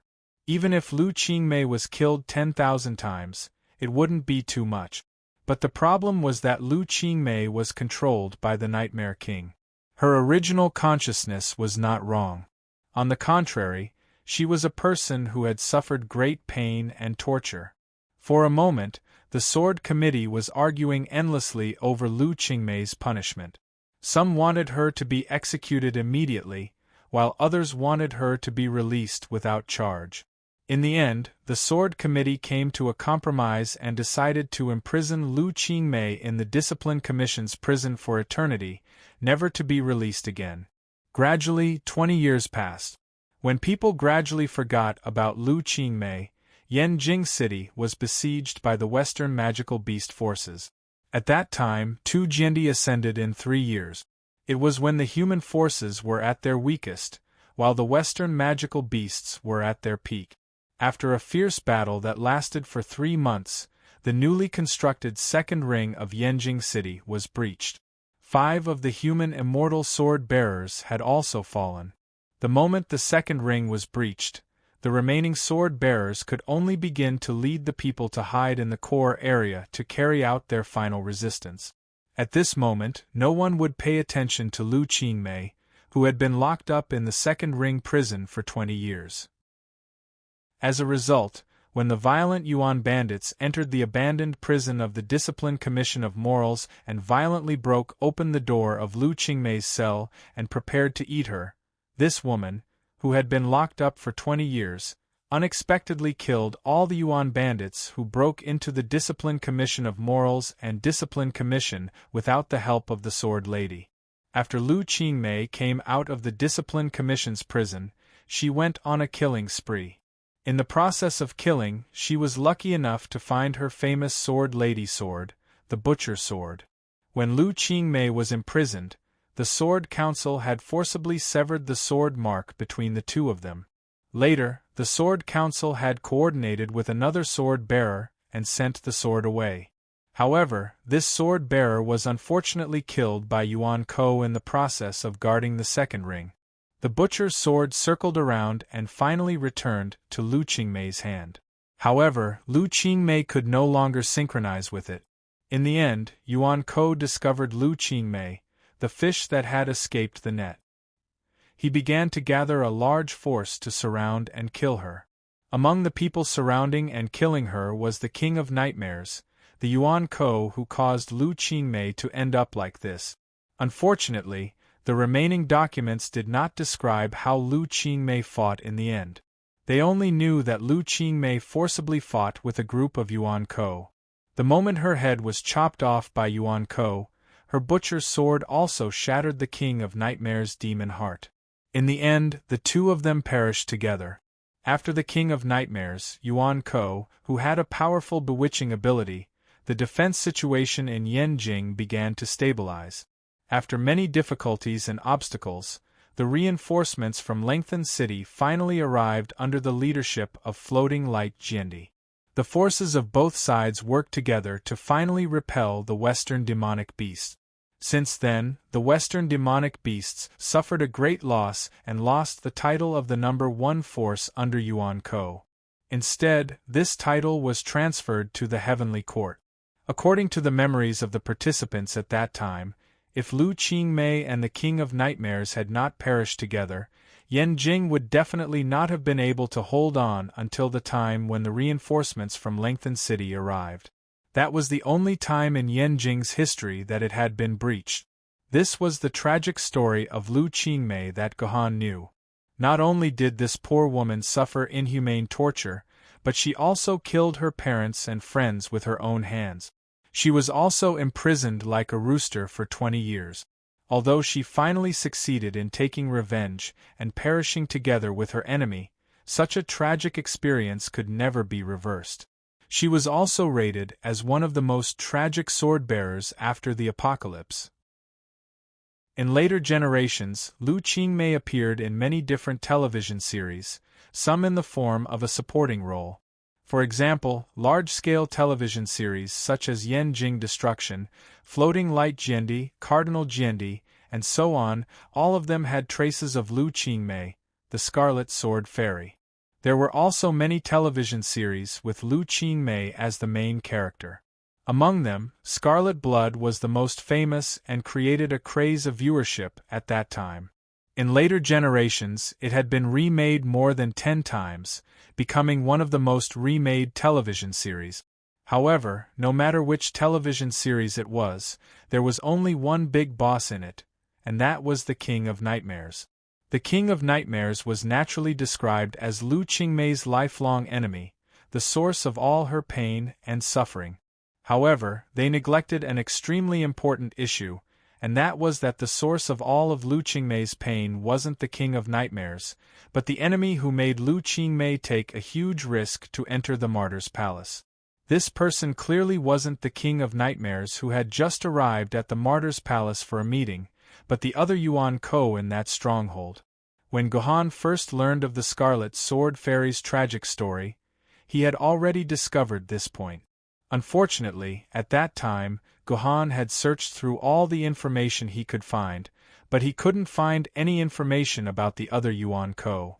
As the Scarlet Sword Fairy had nothing to do with Gohan becoming stronger, Gohan simply tossed the story of the Scarlet Sword Fairy aside and didn't pay too much attention to it. It was only when Kanzu suddenly asked Lu Qingmei this question that Gohan suddenly remembered this matter. "Oh, then who is your true love? Who is your enemy?" Kanzu asked very seriously, but no matter how Gohan listened, he felt that Kanzu's curiosity and desire for gossip were ignited. "Do I have to answer this question?" Lu Qingmei suddenly raised her head and asked hesitantly. It seemed that Lu Qingmei wanted to answer this question. "Of course. If you don't answer my question, then I'll have no choice but to accept you as my in-name disciple." Fleeting Calendar nodded. "My beloved is called Gu Xuanwu, but he has already died in the hands of Yuanko. Yuanko, who killed him, is the enemy I must kill in my life." At this point, Lu Qingmei took a deep breath and slowly spat out a name that made Gohan's heart race. Artoria Pendragon. Chapter 993. What? That's impossible. What? That's impossible. Gohan and Kanzu both jumped up at the same time and exclaimed at the same time. It was natural for Gohan to exclaim like this, because whether it was his lover Gu Xuanwu or the enemy who killed Gu Xuanwu, Artoria Pendragon, they were all related to Gohan. This had a lot to do with Gohan. Moreover, Gu Xuanwu was the daughter of Gohan and Artoria. How could her biological mother kill her own daughter? But when he thought about it again, it didn't seem impossible. According to Gohan's speculation, Gu Xuanwu should have traveled through the Gate of Eternity and Truth about 100 years after the Great Destruction. It seemed very likely that Gu Xuanwu would appear in this era. As for Artoria killing her own daughter, it was also normal because Artoria didn't know that Gu Xuanwu was her daughter at all. Once Gu Xuanwu rushed up to acknowledge her, it was normal for Artoria, who was still under the control of filth, to kill the person who pretended to be her daughter. Of course, compared to these corresponding points, there were even more suspicious points that popped up.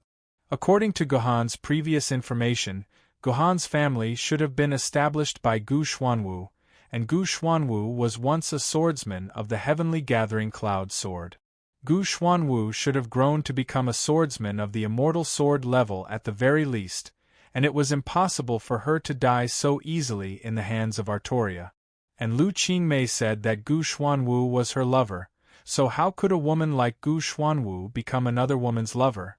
Could it be that Gu Xuanwu and Lu Qingmei had a natural lily attribute? If it was natural for Gohan to jump up when he heard this news, then it was strange for Kenzu to jump up when he heard this news. Could it be that Gu Xuanwu, Artoria, and Kenzu had some kind of connection? Let me ask you. What is your relationship with Gu Xuanwu? Why did she become your lover? How did she die in the hands of Artoria? Gohan suddenly grabbed Lu Qingmei's shoulder and asked in a deep voice. Gu Xuanwu was the person I loved the most in my life, Lu Qingmei's mouth opened and closed, but Gohan couldn't hear any sound. It was as if Lu Qingmei had completely lost her voice. Gohan had seen this phenomenon before in the bullfighting palace. When Gohan asked the other contestants about the sword lady of this era, the swordsman did the same. Although she answered Gohan's question, Gohan didn't hear any reason. Gohan suddenly turned his head and looked at the sword master beside him. Obviously, Gohan thought that the sword master had blocked Lu Qingmei's words. It wasn't me. Kenzu's face was very solemn. I also want to know what she said. At this time, Lu Qingmei also realized that something was wrong. She also realized that she couldn't hear what the military governor and Kenzu were talking about. She stood up in fear, took out a mobile phone and opened the message input interface. At this critical moment, Lu Qingmei's intelligence came online again. She immediately thought of a way to communicate through words. However, when Lu Qingmei took out her phone, she suddenly felt the world spin around her. All the strength in her body suddenly began to disappear. She felt like her body was like a willow catkin, constantly being swept up by the breeze and disappearing into the air. At this time, in Gohan's eyes, Lu Qingmei's body gradually began to fade, like water vapor reflected on a glass, gradually fading away as the heat dissipated. Stop her. Hurry up and stop her. You can't let her disappear. Gohan said to Kenzu in a hurry. It's useless. I can't control her. Kenzu revealed a helpless smile. The two could only watch as Lu Qingmei's panicked face gradually faded away, and finally disappeared into thin air. It was hard to believe that just 10 seconds ago, there was a living Lu Qingmei beside Gohan. I didn't expect things to turn out like this. Kenzu shook his head with a bitter smile. I've always thought that I know everything in the world. I didn't expect to find such a huge secret in this world. Kenzu's words sounded like he was talking to himself, but it also seemed like he was talking to Gohan. How can there be an existence in this world that knows everything? If there is, can this existence know that I'm missing? Gohan raised his head and stared into Kenzu's eyes. The corner of his mouth twitched. May I ask if I should address you as Fleeting Jiandi or Lord Kenzu? Enough. We're both smart people. Since we're the only ones left here, there's no need for us to play tricks on each other. Let's be honest, said Kenzu with a smile. I know that you're used to calling me Kenzu, but I prefer to call you little brother Fleeting Time, my dear big brother Gohan. The sudden address of Fleeting Time and Big Brother Gohan caused Gohan's body to freeze. If not for Kenzu's words, Gohan would have completely forgotten about them. But as these two familiar greetings rang out, Gohan's mind couldn't help but recall everything that happened more than half a year ago. It was also in the game, and it was also in a dungeon. When Gohan had just entered the game, he met a young man whom he called Fleeting Time. The young man liked to call Gohan Big Brother Gohan as well. But everything ended when Gohan stabbed the young man's abdomen with Qingpin's sword. You're not dead? Although the deepest secret in his heart was exposed, Gu-han's expression was unexpectedly calm. I died a long time ago, said Kenzu with a smile. I died before 911. You don't have to wait until 910 to kill me. Actually, I was just a bystander at that time. I was wandering around the game when I suddenly found an interesting newcomer. Then, I quietly followed you guys, but I didn't expect to see such a good show. To be honest, you scared me. I never thought that I could clear the dungeon in such a manner. What I have to admit is that if I was also a pure newbie, I would definitely not be able to do what you did at that time. You are truly too powerful, the Sword Master sincerely praised. I didn't expect you to be so calm. I thought we'd have to go through a lot of trouble. Gohan rubbed his nose and tightened his grip on the Chidian sword. What's going on? Why did you deliberately lure me into this instant's dungeon? Do you want to kill me to avenge you who died in my hands? I told you I'm already dead. A dead man will not seek revenge from a living man, said Kenzu as he stood in front of Gohan. He patted Gohan's shoulder. The reason why I called you here is simple. I just want to teach you something. It just so happens that I feel that this abandoned dungeon is very useful. So, I borrowed it. I didn't expect it to cause you a life and death crisis. As soon as Kenzu's voice fell, Tomono Kakaze, who had been floating in the air and could not be seen by ordinary people, suddenly appeared in the air. This was the first time she appeared in this dungeon as a normal person. P.S. Tomono Kakaze kept going offline. The author would never admit that he had forgotten about Tomono Kakaze's existence. Clearly, the life and death crisis that Kenzu mentioned was not meant for Gohan, but for Tomono Kakaze, who was beside Gohan. Greetings, Your Majesty Kenzu. I never thought that Jinai would be able to meet His Majesty the Sword Ancestor. Jinai is deeply honored. Please accept Jinai's bow. Compared with Gohan, Xiangfeng Jinai was much more respectful to the Sword Ancestor.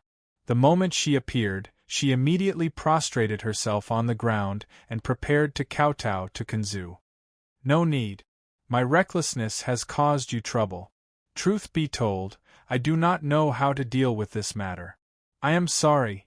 Kenzu waved his hand and Tomono Kakaze floated in the air once more. I never thought that Your Majesty Kenzu would be behind this dungeon, said Tomono Kakaze with a wry smile. If you have any requests, just tell me. Even if I have to climb a mountain of swords or dive into a sea of flames, I will do it for you. Things would not have gotten so troublesome. I am sorry. I am very sorry. The Sword Master apologized to Tomono Fragrance amiably, and then said to Gohan with a sullen face, You don't have to act. Pretend to be very shocked. In fact, you have already guessed that I created this instance, and the manipulator behind the scenes is also me, right? Don't pretend to be very shocked. I have said it before. The two of us need to talk openly. What do you mean? Gohan, you already knew that this dungeon was created by His Majesty Kenzu? Tomono Kakaze looked at Gohan in shock. I've only vaguely guessed it, said Gohan. Actually, I already knew that His Majesty Kenzu had a sword soul in this game. However, I was not sure if this sword soul was the mastermind behind this dungeon. That was why I did not tell you. Back in the underground seal of the Radiance Amusement Park, the sword soul mark of Kenzu's fleeting year calendar summoned by Liuyan Ling had explained it to Gohan.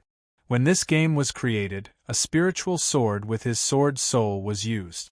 Therefore, the other sword soul of Kenzu could move freely in the game and keep in contact with other sword souls. Therefore, when Gohan heard that this dungeon was called the 12 Temples of Heaven, he vaguely guessed that the mastermind behind all this might be Kenzu's other sword soul. However, due to some selfish reasons, Gohan did not imagine it to be his guess. It was only at this moment that the truth was revealed. Chapter 994. I wonder why the Sword Ancestor specially asked me to come here? After the truth was revealed, Gohan began to wonder why Kenzu would use such a method to bring him to this dungeon. After all, if the Sword Master wanted to see him, he only needed to appear in front of him. There was no need for him to create something as complicated as the instance dungeon of the 12 skyscraping palaces and put Xiangfeng Tamono in such a dangerous situation. Because the setting of this dungeon is very convenient, I took the initiative to activate this abandoned dungeon, Kenzu replied. Convenient setting? Gohan raised his head and looked into Kenzu's eyes. What do you mean, Lord Kenzu? I'm different from Kina-chan. She can create many different facilities in the game according to her will. She can even create a dungeon with a single thought. Kenzu paused for a moment. But I'm different. Although I have a transcendent position in this game and can appear anywhere without being discovered, I can also control many of the rules in this game. However, I am not the owner of this game. I can't create the things that Kina-chan can create. I can only borrow some ready-made things. I see. Gohan nodded as he finally understood what Kenzu meant. It seemed like the 12 skyscraping temples dungeon had something that Kenzu needed. This dungeon was not just a tool to lure him. I wonder what benefits this 12 skyscraping temples dungeon will bring to you, Kenzu? Gohan asked again. That's wrong. The 12 skyscraping palaces instance dungeon isn't convenient for me. It's convenient for you. The Sword Master gently waved his hand, and Gohan felt that the time of the entire instance had stopped. The 10 zodiac palaces, which were arranged on the mountain like stairs, instantly left their original positions and floated up like a flying saucer. Finally, the 10 palaces formed a circle and surrounded the top of the skyscraping cliff, just like the heavenly palace of the heavenly court. You've experienced the trials of these 10 palaces. I believe these 10 palaces will be of some help to you, Kenzu asked with a smile. That's right. I've benefited a lot from these 10 palaces. Gohan admitted honestly. The trials along the way had not only improved Gohan in all aspects, but more importantly, Gohan was able to see the way forward with the chaos swordsmanship. He was no longer like a blind man who could not find his own way. These 10 palaces are the conveniences I'm talking about. Kenzu waved his hand again, and the palaces returned to their original positions. These palaces can help you improve yourself. That's the biggest convenience I'm talking about. Gohan had never expected that Kenzu had lured him to this dungeon to help him improve his strength. But that's not right. Why would Kenzu help me? May I ask, in Lord Kenzu's heart, what kind of person do you think I am? What kind of position do I have? Why do I deserve to be cultivated by Lord Kenzu? Gohan asked faintly. It doesn't matter what position you have in my heart. What matters is what position I have in your heart. Kenzu let out a long sigh. If I'm not mistaken, I'm afraid that you hate me to the core and want to tear me into pieces, right? Lord Kenzu, you've already known about it. If an ordinary person were to be guessed by an expert like the Sword Master, they would definitely panic and deny it again and again. However, Gohan did not do that. Instead, he admitted it calmly. That's right. Ever since you brought my daughter to the Gate of Truth and Eternity in the Radiance Amusement Park, our relationship was destined. Sooner or later, I'll kill my way to the Lun Yen family and take revenge. What a joke. I'm already dead. How are you going to take revenge on me? Kenzu did not get angry when he heard Gohan's words. Instead, he chuckled as he asked, Could it be that you want to vent your anger on my descendants? As far as I know, although my descendants did something to you, they did not harm you. Instead, they helped you a lot. Are you going to bite the hand that feeds you? Sword Ancestor Milord, you're wrong. I can distinguish clearly who is my enemy. I just want to destroy all of your sword souls in this world, Lord Kenzu. I want Lord Kenzu to truly die. Gohan explained his plans in detail. That's not bad. Every debt has a debtor. I was the one who did it that day, so I should take responsibility. It's only natural that you want to destroy all traces of me in this world. Kanzu nodded in agreement. Do it. I'm looking forward to that day. Kanzu's attitude completely confused Gohan. This Kanzu seemed to want Gohan to destroy him. You don't need to feel strange. When you become an existence like me, you'll know that living in this world is a great pain.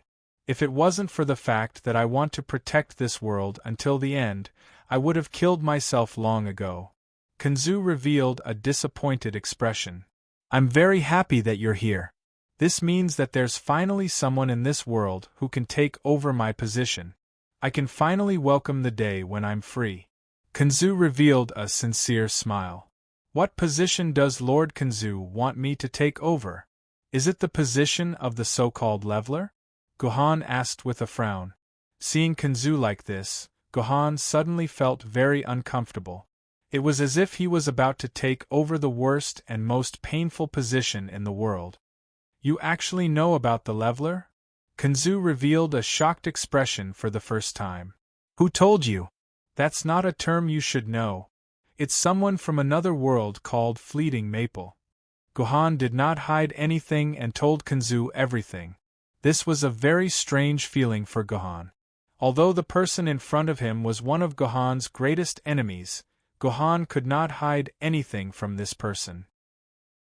This Kanzu was like a boundless ocean that could contain everything Gohan knew. It made Gohan feel as if telling him his secrets would give him peace of mind. This was not a mental spell or an immortal spell. Instead, it was a kind of charisma that came from Kanzu's body. So you've already met him. He's a step faster than me. Kanzu nodded. That's right. That's what I want you to take over. You'll become the leveler of this world and complete what I couldn't complete in the past. What's a leveler? Gohan raised his head and asked in a serious tone. This was a question that Gohan had long wanted to know the answer to. You're so smart. Can't you guess what it means to be a leveler? Kanzu looked at Gohan meaningfully. To put it simply, a leveler is someone who can pacify this chaotic world. Just like Li Yuan of the Tang dynasty, Zhu Yuanzhang of the Ming dynasty, and the founding father of the Celestial Empire, these people are the levelers of this world. However, compared to them, what you need to pacify is not the internal strife of humans, but the enemies of many other worlds. Your burden and task are much heavier than theirs. Is it that simple? Gohan looked at Kanzu suspiciously. How complicated do you want it to be? The sword master narrowed his eyes and looked at Gohan. Do you still want to get an exclusive divine weapon, an exclusive pet, and finally a set of exclusive divine arts? Every world will encounter a huge disaster after its birth. Correspondingly, this world will also give birth to a leveler who can pacify this disaster. Kanzu explained leisurely. If the leveler can finally pacify this world's disaster, then this world will finally settle down and become a stable world. If the leveler can't pacify this world's disaster, then the time and space of this world will be broken forever. This world will also become a floating thing in the dimensional space, and the whole world will cease to exist. After listening to Kanzu's words, Gohan was silent.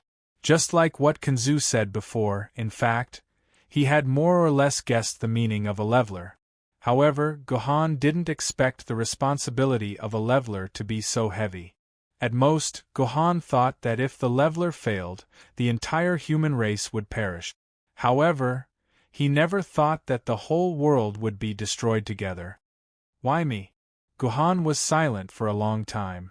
Does it have to be me? Who decided this? Of course it has to be you. Kanzu nodded. As for who decided this, I don't know.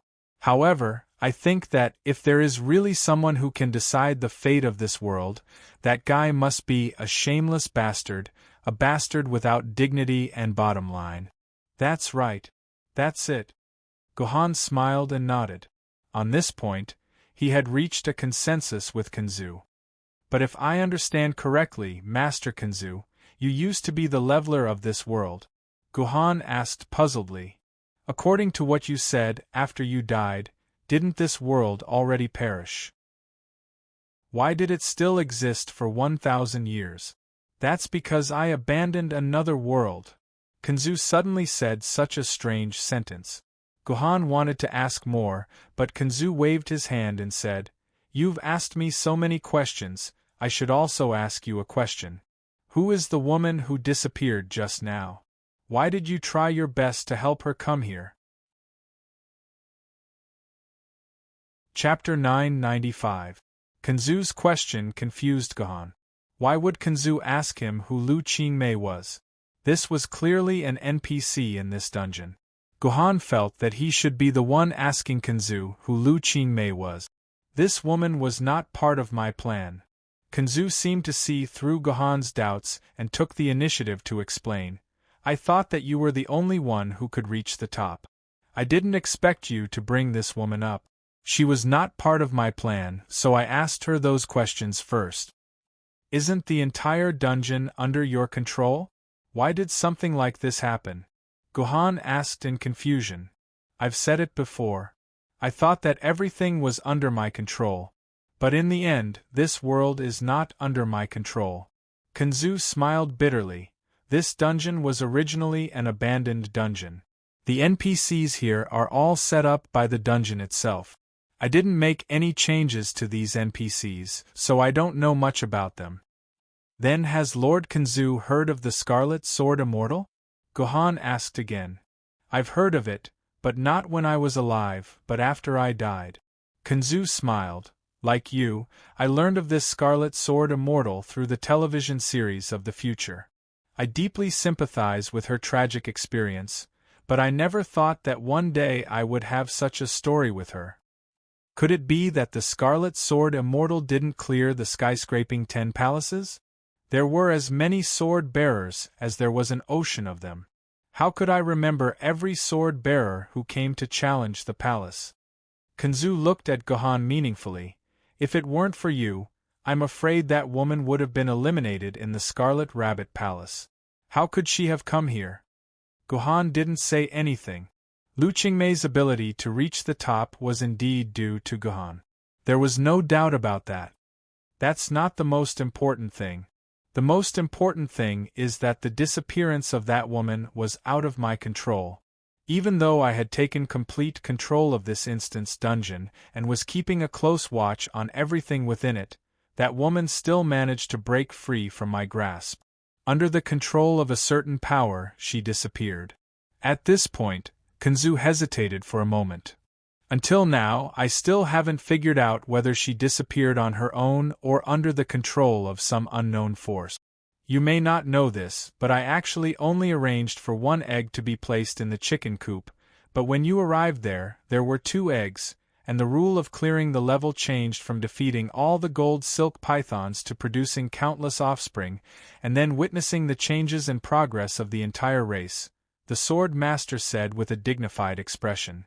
No wonder I felt like the Chicken Palace's tests were superfluous in many areas. Turns out this isn't a setup by Lord Kanzu. Instead, it was tampered with by some unknown power. Gohan's expression was equally solemn.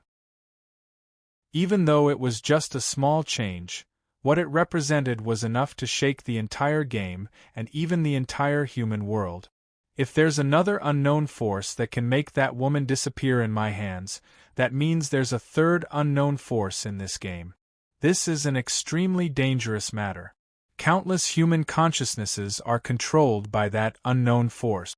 If there's any change, I'm afraid it'll cause a huge crisis. That's why I'm asking you, who is that woman?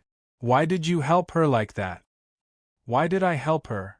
Gohan couldn't answer this question because Gohan didn't know the answer himself. My understanding of you is far beyond your imagination. Ever since you killed me in the dungeon, I've been paying attention to you. I know a thing or two about your personality. A burden like that is a meaningless existence to you. Perhaps you no longer have the black courage to kill me with a single strike, but you definitely haven't become a good person who takes pleasure in helping others. According to my original speculation, you should have treated her with disdain and kept her in the Red Rabbit Palace. However, the truth goes against my speculation. So, I want to ask you, is it because of your sincerity that you're helping her? Or is it because of something else? It's because of my sincerity. Gohan thought for a long time before replying seriously. Helping her is indeed because of my sincerity, but why I want to help her, I don't know. Is that so? Kenzu's hesitant gaze kept scanning Gohan's face. It was obvious that Kenzu didn't believe what Gohan said. He thought that Gohan was hiding something from him. However, in reality, those were Gohan's sincere words. He really didn't know why he wanted to help Lu Qingmei. Lord Kenzu, I think I might know who the mastermind behind this is. At this moment, Tomono Kakashi, who had been silent all this while, suddenly interrupted. Second tone. Kenzu glanced at Tomono Kakashi and smiled. I almost forgot, you're the true ruler of this world. I can't find out where that power came from, but you might be able to. It's not that I found it, but I'm very familiar with this power. I've seen it many times before. Tomono Kakashi smiled bitterly. Gohan, in fact, you should be the most familiar with this power. I didn't think that your old lover would actually leave a foreshadowing in this dungeon. You're talking about I Ching. Gohan's eyes instantly lit up. Yes, Gohan had forgotten about I Ching. The things that happened to Lu Qingmei were indeed very similar to I Ching's usual style. Lord Kenzu, I don't know if you can open this dungeon to me. If I were to systematically comb through the entire dungeon's information, I would be able to find out if this is the foreshadowing left by Zetian Jiendi. Tomono Kakashi respectfully requested of Kenzu. This was actually a somewhat ridiculous thing. If this world was compared to a house, then Tomono Kakashi was the owner of the house, and Kenzu was on a certain level a villain who usurped the control of the house. Now, the owner of the house was actually very respectfully requesting this villain to return the control of the house to her. Wasn't this very ridiculous? No problem. Kenzu nodded. Tomono Kakashi immediately felt that she had regained the right to explore the entire dungeon. However, Tomono Kakashi only had the right to explore the dungeon's data. She did not have the right to control the dungeon. The highest authority of this dungeon was still in the hands of Kenzu. That's right. This is indeed the backup plan left by Zetian Jiendi. There are some traces left behind by Zetian Jiendi. No one else could have done this. Tomono Kakashi quickly confirmed. It seemed that Lu Qingmei was really the foreshadowing left behind by Zetian Jiendi in this dungeon. This was very interesting because the 12 Heavenly Palaces dungeon was completely under Kenzu's control. It also appeared because of Kenzu. But now, Zetian Jiendi's foreshadowing appeared in a dungeon that was under Kenzu's control. It was as if you and your wife had a child, only to find out that the child had another person's child in her stomach. It was as disgusting as that. Interesting. Interesting. Kenzu was stunned for a moment before he clapped his hands and laughed. This child Zetian is really interesting. She even schemed against me. Good, good. As expected of the person I once fancied.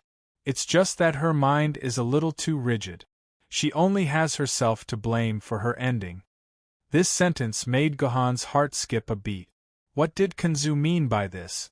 Kenzu also fancied I Ching? In other words, I Ching was once a candidate for the leveler? That's right. One of the sword soul marks left behind by Kenzu happened to be used in I Ching's era. I Ching also happened to be in Yanjing City. Maybe the two of them met at that time. But what did Kenzu mean when he said that she only has herself to blame? Could it be that I Ching's ending was not the normal White Heaven ascension as recorded in history? Don't ask me about that person. I don't have the face to mention her. Kenzu directly blocked Gohan's question. Then the whole scene suddenly fell into a strange silence. Kenzu was silent because he was thinking about Lu Qingmei and I Ching. Gohan was silent because he once again thought of Lu Qingmei's last two answers to Kenzu. Her lover was Gu Xuanwu, and the one who killed Gu Xuanwu was Artoria Pendragon. Gu Xuanwu's biological mother. This matter itself was already puzzling to Gohan. What was even more unimaginable was that I Ching actually had a hand in it. There was no doubt that Lu Qingmei was deliberately sent to Gohan by I Ching. Then why did I Ching send Lu Qingmei to Gohan? Gohan thought that the reason why I Ching sent Lu Qingmei to him was to let him know from her that Artoria Pendragon killed Gu Xuanwu. The evidence was that she disappeared directly after answering the 2 questions of Kanzu. Obviously, Lu Qingmei had lost her usefulness at this time. If she continued to speak, she would say something that I Ching did not want Gohan to know. So I Ching directly set Lu Qingmei to disappear at this time. Then a new question arose. Why did I Ching deliberately tell Gohan in this way? What exactly was I Ching plotting? More importantly, at this moment, Gohan suddenly had a strong dissatisfaction with I Ching. Gohan faintly felt that I Ching seemed to be trying to manipulate him. What was more frightening was that Gohan vaguely felt that his life to this point seemed to be under the control of someone. Could this person be I Ching? Don't think so much. You just need to understand that strength is the most fundamental thing. That's enough. The Sword Master suddenly patted Gohan's shoulder, who was in deep thought, and then said, I have told you enough about what happened today. Next is the real reason why I asked you to come here. To be honest, you are still thousands of miles away from the strength that a real leveler should have. But you don't have much time left, so I have to help you out this time. Chapter 996. I say, Blower, why do you think these sorcerer tribesmen are surrounding us and not attacking us? At the front line of the *T star defense zone, 2 ancient sword-grade defenders were holed up in their observation post. From time to time, they would glance at the Wu people's camp, which was 1 or 2 kilometers away from the defense line. It was a large-scale encirclement made up of countless small camps. Using the boundless number of people, they forcibly surrounded the entire area where the humans were stationed. Not even a bird could fly past. How would I know? Maybe the Wu people are crazy, the man known as Blower said. The man known as Blower said with a pout. This Blower was not a new character. He had already met with everyone dozens of chapters ago. He was the unlucky guy who had been punished by Gohan to spit smoke rings. His real name was Jiu Yuechen. However, because he had been spitting smoke rings for 3 consecutive days, he had become the source of nightmares for the other ancient sword-grade swordbearers. Fortunately, the other swordbearers had given Jiu Yuechen the nickname of Blower to repay his kindness. Although Jiu Yuechen was very dissatisfied with this, there was nothing he could do. He could only accept his fate and accept this nickname. And this nickname lasted for a full 3 months. After 3 months, Gu Yuexia had already tacitly accepted this nickname, and even occasionally people would call him Gu Yuexia's real name, and he wouldn't be able to react. Yes, it had been a full 3 months since Gohan had punished the swordbearers for using smoke to paint. This also meant that 3 months had passed since Gohan had entered the 12 skyscraping palaces dungeon. In these 3 months, Gohan had stayed in his own guardian residence. He had not shown himself even once.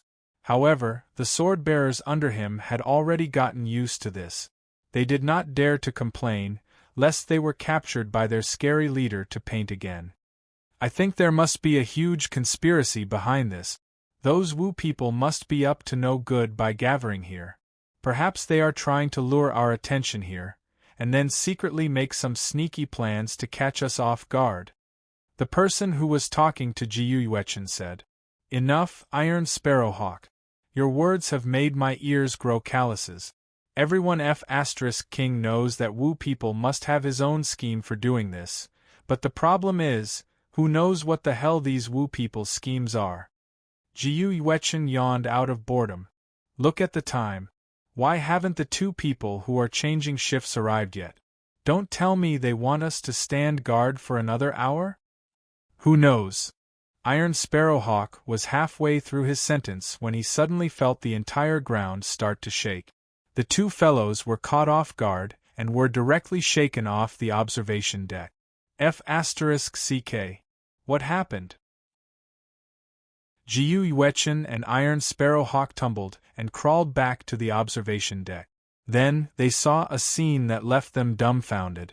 The Wu people's camp, which had been quiet for 3 months, suddenly let out a loud noise. Countless pitch-black silhouettes wandered and gathered in the camp. Finally, they formed into neat rows and strode out of the camp in unison. The tremors that shook the entire ground were the sounds made by the shamans as they moved forward. The physical attributes of these shamans were originally equivalent to the physical attributes of 10 or even 100 normal humans. Each step they took left a deep footprint on the dry and sturdy ground. It was not surprising that such a huge commotion would be created when an army like this moved out. Alert! Alert! Jiu Yuechen immediately opened his personal terminal and reported to it in a panic. Lord Guardian! Lord Guardian! The Wu people are attacking! The Wu people are attacking! The Lord Guardian that Jiu Yuechen was contacting was none other than Gohan of the Shi Sing garrison. However, Jiu Yuechen's report did not receive any response. The other end of the communication device only buzzed with no response. Damn it, this dog *T Lord Guardian. Why can't we contact him now? Could he have already escaped from Shanghai Pass? If Jiu Yuechen could reach the other end of the communication device, he would definitely beat up the Lord Guardian who had not shown himself for 3 months. Are you stupid? Why are you contacting the Lord Guardian? Of course we have to contact Lady Juzi. Iron Sparrowhawk looked at Jiu Yuechen as though he was looking at an idiot. That's right. That's right. Hurry up and contact Lady Juzi. Jiu Yuechen quickly said. It seemed that the two of them trusted Lady Juzi very much. Ever since Gohan entered the 12 skyscraping palaces dungeon. In fact, the daily work of the Shi Sing garrison had been handed over to Juzi Sword. Although Juzi Sword was usually quiet, she would not say a single word even if you said 10 words to her. However, when it came to managing specific matters, she was actually very skilled. She was able to take care of everything, no matter how big or small, properly. Moreover, he was a very fair person, and he was very impartial in dealing with disputes and conflict. In just 3 months, he had managed to subdue the 18 ancient sword wielders under the *T Star Guardian Palace. Everyone was already used to listening to Juzi Sword. Very quickly, Jiu Yuechen contacted Juzi Sword and reported the news of the Wu people's operation to Juzi Sword. After a moment of silence, Juzi Sword ordered Jiu Yuechen and Iron Sparrowhawk to stay in the observation post and observe the situation. Meanwhile, Juzi Sword quickly gathered all the ancient sword wielders to defend against this attack. If the Wu people attacked, they could temporarily retreat to the second line of defense and wait for the main force to arrive. In any case, they did not want to fight the Wu people head-on.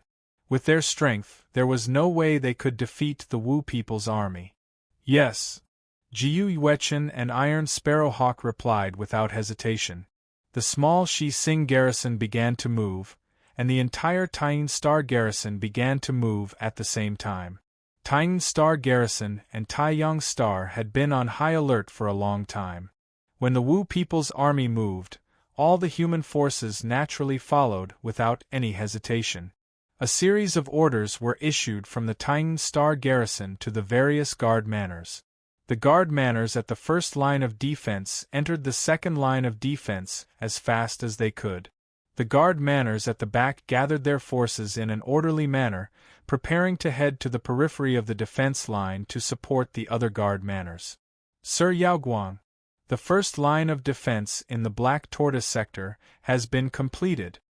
Sir Yaoguang, the first line of defense in the Tianshi sector has been completed. The 2 Imperial Star Guards under the Taiyang Star reported the situation in the Black Tortoise sector and the Tianshi sector to Yaoguang. The first line of defense in these 2 sectors had been completed. This was all within Yaoguang's plan. However, what puzzled Yao Guang was that he had not received a report from the Baihu sector. Damn it! Baihu, what the hell are you doing?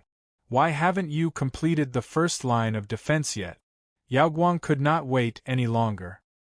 He immediately dialed the guard of the Baihu sector, also known as Baihu, and asked loudly, "Boss, listen to my explanation." On the other end, Baihu hurriedly said, "In terms of speed, I, Baihu, am not inferior to the Black Tortoise and those two fellows in the Tianshi sector. I, Baihu, have all the other guard manners that belong to the first line of defense in the Imperial Star sector have been completed, but there is only one guard mansion that I have not been able to contact. That is why the overall defense has not been completed yet. Where did this bastard come from? How dare he? How could you not be able to contact him? Could it be that he's already dead?" Yao Guang was flustered and exasperated. "No, I have checked the records. The guard mansion has not left the guard mansion for the past 6 months. He must be alive and well now. How could he be dead? And even if he is really dead, my star banner will immediately receive the news of the fall of Xingchen. I assure you, he is still alive and well. Motherf asterisk cur." Yao Guang cursed, which was rare for him. "Which guard mansion is it that has a problem? I will replace him for you right now. Let him be a small soldier for me. It's a subordinate of the Sanshuian garrison. Wait!" Before Baihu could finish speaking, Yao Guang interrupted him. "Could it be that the guard who has lost contact with us is the guard Gohan of the Shi Sing garrison?" "Yes, it is him," Baihu answered hesitantly. At that moment, Yao Guang's voice did not sound as angry as before. "So it's that bastard. I was wondering who else would be so daring." Yao Guang smiled bitterly and said to Baihu, "Forget it. You don't have to worry about him. Just treat it as the defense of the guard mansion has been completed. You can deal with the other matters however you want." "How can I do that? Sir Yao Guang, how can I do that?" Baihu was shocked. This was not a joke. The Shi Sing garrison was an extremely important position in the Sanshuian garrison. If the guard mansion was lost, it would be like stabbing a knife into the Sanshuian garrison's network.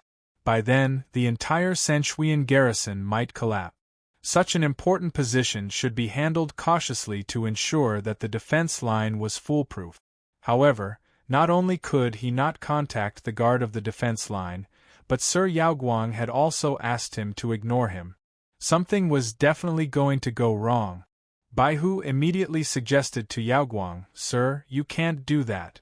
Why don't you let me, Baihu, go and see what's going on?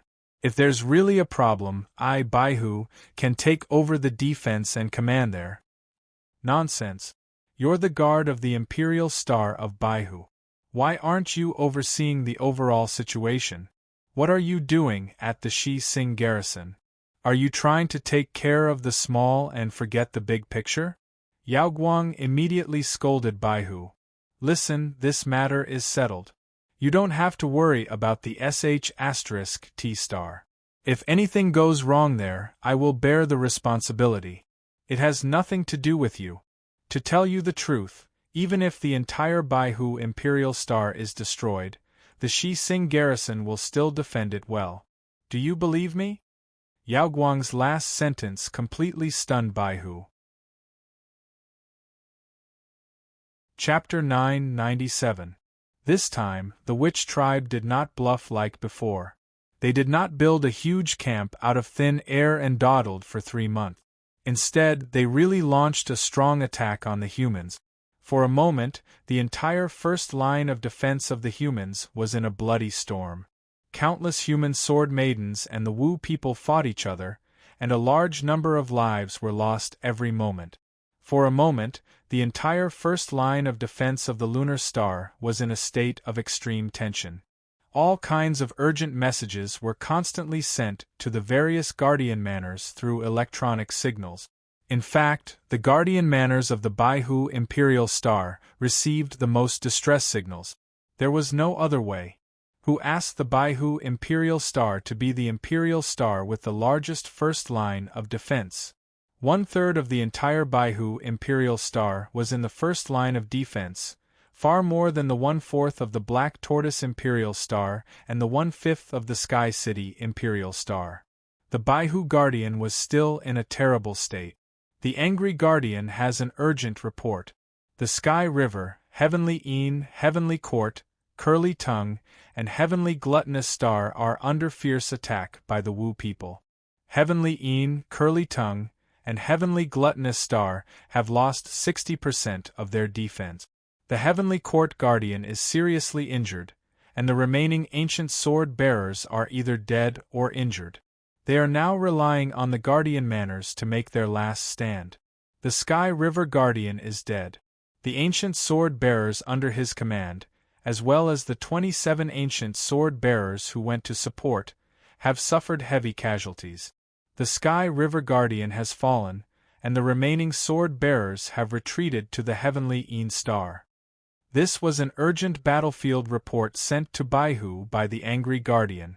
From this battlefield report, it could be seen that more than half of Anjiji Township had been lost, and the remaining half was in a precarious state. If Baihu quickly mobilized reinforcements, then Anjiji Township would soon be unable to hold on and be completely lost. I order the 3rd Reserve Team to support the Angry Star as soon as possible. The Angry Guardian will be responsible for the deployment of reinforcements. Baihu immediately issued a reinforcement order, sending a reserve team of 50 ancient sword-rank sword-bearers and 3 famed sword-rank sword-bearers to the Angry Sector. These sword-bearers were drawn from the Guardian Manors of the 2nd and 3rd line of defense that did not directly participate in the battle. However, the Baihu Imperial Planet could not form many such reserve teams. The Baihu Guardian only had 5 such reserve teams in total. This was all the active forces that the Baihu Guardian could mobilize. As a result, just as the matter of the Angriji Star region was settled, the Kuei Wood Wolf Star region also sent an urgent report requesting reinforcements from Baihu. The Kuei Wood Wolf Star region was an important position in the throat of the Baihu Imperial Star Garrison. The Baihu Imperial Star Garrison did not dare to delay and assigned the 4th Reserve Team to the Kuei Wood Wolf Star region. As a result, there was only the 5th Reserve Team left in Baihu's hands, which made Baihu very worried. At this time, less than half a day had passed since the battle with the Wu people, but in this half a day, the Baihu Guardian had already consumed a total of 4 reserve teams. If this battle continued like this, it could be imagined that the 5th Reserve Team would soon face the dilemma of having to use it. But if the 5th Reserve Team was gone, what would happen to the Baihu Guardian? Damn the Wu people, what are they planning? Why haven't I seen the great Magus Wu people appear? Do they want to continue this meaningless consumption? Faced with this situation, the Baihu Guardian could only helplessly mutter to himself. The reason why Baihu Guardian would mutter to himself like this was because the battle situation made Baihu feel very puzzled. The Baihu Guardian could be considered an old acquaintance in Shanhaiguan and was full of experience in fighting with the Wu people. Otherwise, he would not have been able to accumulate merits all the way to become the guardian of the Baihu Imperial Star. But the current situation of the battle was something that the Baihu Guardian had never encountered in the past few years. It could also be said that the Wu people's fighting style was very simple. Often, under the leadership of a few great magi, the Wu people concentrated their main forces on a certain imperial star and attacked fiercely. They tried to break through the human defense line in the shortest time, and then destroy the other imperial stars, breaking the imprisonment of the Zhou Tian star battle formation. The reason why the Wu people kept using this strategy was not that the Wu people did not know how to use their brains, but that the continuous fighting for hundreds of years had told the Wu people that other methods and strategies were crooked, and only this strategy was truly useful and effective. In history, when the Zhou Tian star battle formation faced a crisis of survival several times, it was because the Wu people had used this method and strategy. But now, the Wu people had given up on the previous effective strategy. Instead, they had switched to the all-out attack strategy that Baihu could not understand no matter how hard he tried. It was the Magi who launched an indiscriminate attack on the entire human defense line. They did not distinguish between each other and did not prioritize their attack. For example, before this, the Wu people's strategy was to turn themselves into a sharp knife. They wanted to use this sharp knife to stab into the enemy's abdomen and then strangle the enemy's abdomen to pieces. Or they could simply draw a big circle along the defense line and forcibly cut off a piece of the enemy's flesh. But now, the Wu people had turned themselves into a mace, trying to use this mace to beat the enemy to death. In terms of power, it seemed that the Wu people's choice was not wrong. Dying under a mace was much more miserable than dying under a sharp knife. It was estimated that not even a complete corpse could be found. But the problem was that the strength needed to use this mace was tens or even hundreds of times that of a dagger. More importantly, the fine iron needed to forge such a mace was also tens or even hundreds of times that of a dagger. To use this strategy to defeat the enemy, there must be a prerequisite. That was, the strength of the Wu people was far greater than the strength of the human beings. It could only be achieved if the strength was at least 5 times that of the human beings. However, both the human beings and the Wu people knew very well that in terms of actual strength, the Wu people were also about twice that of the human beings. But because the human beings could borrow the defense of the Zhou Tian star battle formation, the strength of the Wu people was still equal. In fact, the strength of the human beings and the Wu people was not much different, so it was impossible for them to use the mace. But what Baihu could not understand was that the Wu people were indeed using the mace strategy. Moreover, this strategy was progressing very successfully. Whether it was his Baihu star, the Black Emperor star, or the Sky City Imperial star. Even the Sun Star Garrison's Vermilion Bird, Azure Dragon, and Tai Wei Imperial stars were suffering from the same intensity of attacks as Baihu. They were also constantly in danger, and many of their forces had died on the front lines. Sigh. If only our Tian Star Garrison had someone as strong as Miss Liunianling, that would be great. We wouldn't have to suffer to this extent. Baihu could not help but sigh at the Sun Star's good luck. They had actually managed to get their hands on someone as strong as Liunianling. Just Liunianling alone was equivalent to the strength of at least 1,000 sword-bearers. Don't even think about it. Miss Liunianling did not participate in the battle. Lilith treated her like a treasure and hid her in the Sun Star Garrison. She did not participate in the battle at all.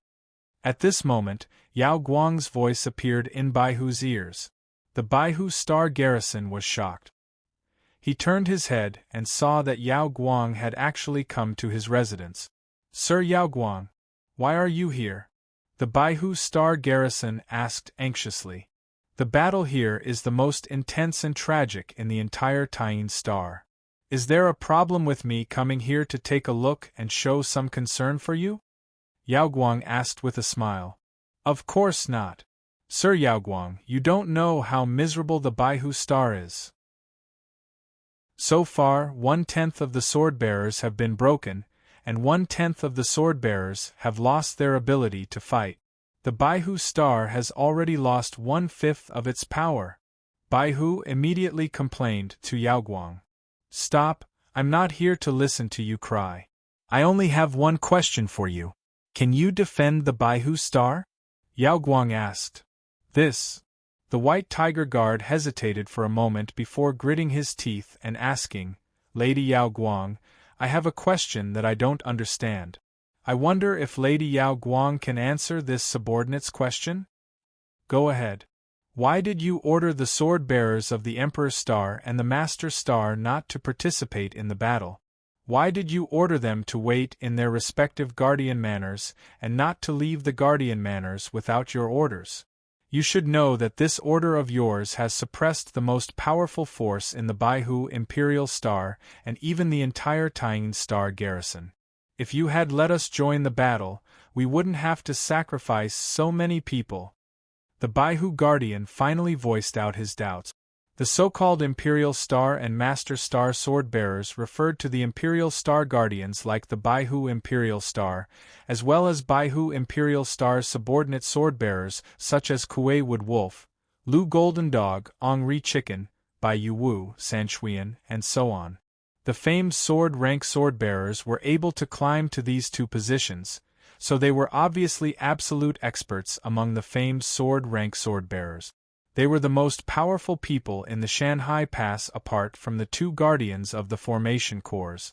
Suppressing such power and not using it was equivalent to cutting off one's arm in a fight. This way, one would inevitably suffer great damage. This was something that the guardian of the Baihu Imperial Star was extremely puzzled about. Well said. Let me ask you, did you see any news of the Wu people having a great witch? Yao Guang squinted his eyes and asked Baihu. No. Baihu answered without hesitation. He had indeed not seen any senior Magus-level Wu people. Then did you notice that Wu people's strength has become surprisingly great this time? If the Wu people want to maintain such a strong all-out attack, even if his entire clan goes into battle, we would need at least twice the number of Wu people in our hands to be able to maintain it. When Yao Guang said this, a hint of uneasiness flashed across his face. How is that possible? Baihu turned pale with fright. The number of Wu people has been the same for hundreds of years. How can they have more than twice the number this time? More than twice the number out of nowhere? Baihu's fright was not without reason. The number of Wu people in the Shanhai Pass had already been accurately calculated by the humans. There were only a few hundred more Wu people than the total number of Wu people in Shanhai Pass. Moreover, this number had never changed. Over the past hundreds of years, no matter how the Wu people had developed, the total number of Wu people had never changed. This was because there were only so many sorcerer tribesmen left when the 12 ancestors of sorcerer were sealed back then. Although these sorcerer tribesmen could revive endlessly with the help of the blood essence of the ancestors of sorcerer, the upper limit of the number of sorcerer tribesmen could not be increased. It was forever fixed at that number. However, according to what Yao Guang said just now, the Wu people had invested at least 200,000 Wu people on the battlefront. This had already exceeded the number of Wu people. Let's not talk about whether the Zhou Tian star battle formation could withstand the attack of 200,000 Wu people. More importantly, did this mean that the seal of the 12 Grand Wizard ancestors had started to loosen since the upper limit of the wizard tribe's population had been broken? Because only the 12 Zhu Wu had the power to create the Wu people. Do you understand now? Seeing Baihu sweating profusely, Yao Guang said in a deep voice, "Since the top power of the Wu people, the Great Wizard, has not appeared, then the top power of our human race cannot take action. Otherwise, once we take action, the Great Wizard will launch a surprise attack, and we will not have the time and space to deploy the sword-bearers. You people must be on standby at all times. If the Great Wizard does not appear, you are not allowed to appear. I want to see who has more patience." Yes. Hearing Yao Guang's words, Baihu could not refute, because Yao Guang had said a lot, and this was indeed the case. "That's right. Actually, I have another matter to discuss with you. How's the situation in the Sanchuan garrison district?" Not knowing why, when Baihu heard Yao Guang's question, he suddenly felt that this was the real reason why Yao Guang had come to him. "The situation is very bad." Baihu suddenly froze halfway through his sentence. He had just blurted out the words, "The situation is very bad." In fact, he did not remember receiving any urgent news from the Sanchuan. Baihu quickly flipped through the various battle reports he had received in disbelief. Once again, he confirmed that the Sanchuan had not sent him any battle report asking for help. They only sent a routine battle report every 10 minutes saying, "The situation is stable, we can hold on." Chapter 998. This was a battlefield, but there were no scenes of blood flowing on this battlefield. Even corpses were rarely seen. This was because most of the humans who died were sword ladies, and sword ladies had blood in them. After they were broken, they would return to their sword form. They could not have a physical body. As for the Wu people, after the Wu people died, their bodies would turn back into blood and return to Zhu Wu's blood. There would not be corpses, so the battlefield was unusually clean. I say, these Wu people are not as powerful as the legends say. I can kill two with one strike, ha ha ha ha! Jiu Yuechen laughed loudly, and at the same time, he desperately attacked the Yuan Ko around him. Just as he had said, with one strike, 2 Wu people's junior magi died, turning into puddles of blood that returned to the ground. Stop talking nonsense, you're so noisy. An old man beside Jiu Yuechen scolded. Jiu Yuechen was not happy, and was about to argue with this old swordsman when he suddenly heard a cold, calm female voice. Elder Wei is right, Jiu Yuechen, you are too noisy. As soon as this female voice spoke, Jiu Yuechen immediately shut his mouth, not daring to say another word. The owner of this female voice was none other than Juzi Sword, which Gohan had left here to watch over these swordsmen. After the battle began, Jiu Yuechen and Iron Sparrowhawk, who were in charge of the observation post, first mustered up their courage and killed a few Wu people at the front. When they realized that there were too many opponents, they immediately retreated to the second line of defense of the Shi Sing garrison.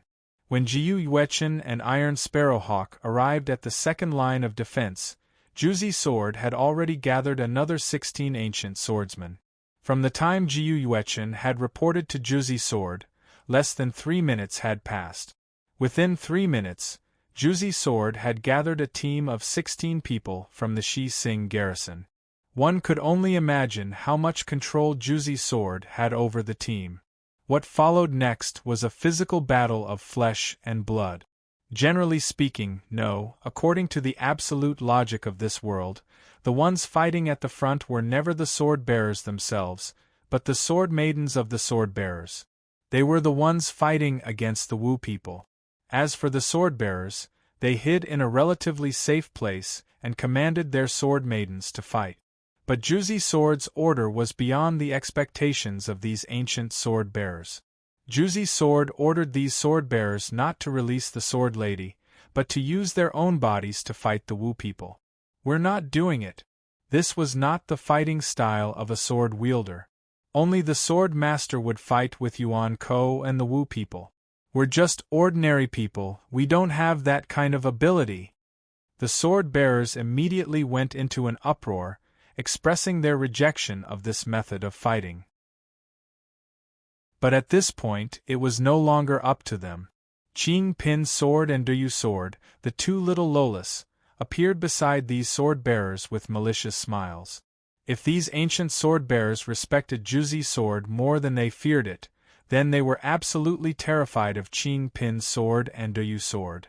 In these 3 months, the 2 little Lolas, who had lost Gohan, vented all their excess energy on these unlucky ancient sword-bearers. Besides Gohan's order to use smoke to paint, the 2 little Lolas also came up with many special ideas to use on these ancient sword-bearers.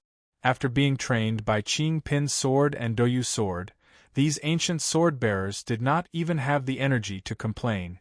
They could only silently endure the inhumane torture of the 2 little Lolas. In the hearts of these ancient sword-bearers, these 2 little Lolas were no different from the scariest demons in the world. They would rather die than fall into the hands of these 2 little Lolas. So when these 2 little Lolas appeared, all the sword-bearers immediately had no objections. They patted their chests and shouted that they would fight bravely and not run away. And so, under Juzi Sword's command, these 18 ancient sword-bearers formed a Tai Chi Yin-Yang formation.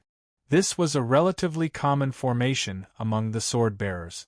Every sword-bearer had learned how to set up the Tai Chi Yin-Yang formation in school. This formation was as normal and simple to the sword-bearers. But this was not a normal Tai Chi Yin-Yang formation. This was the Tai Chi Yin-Yang formation that Juzi Sword had specially trained these ancient sword-bearers for half a month to form.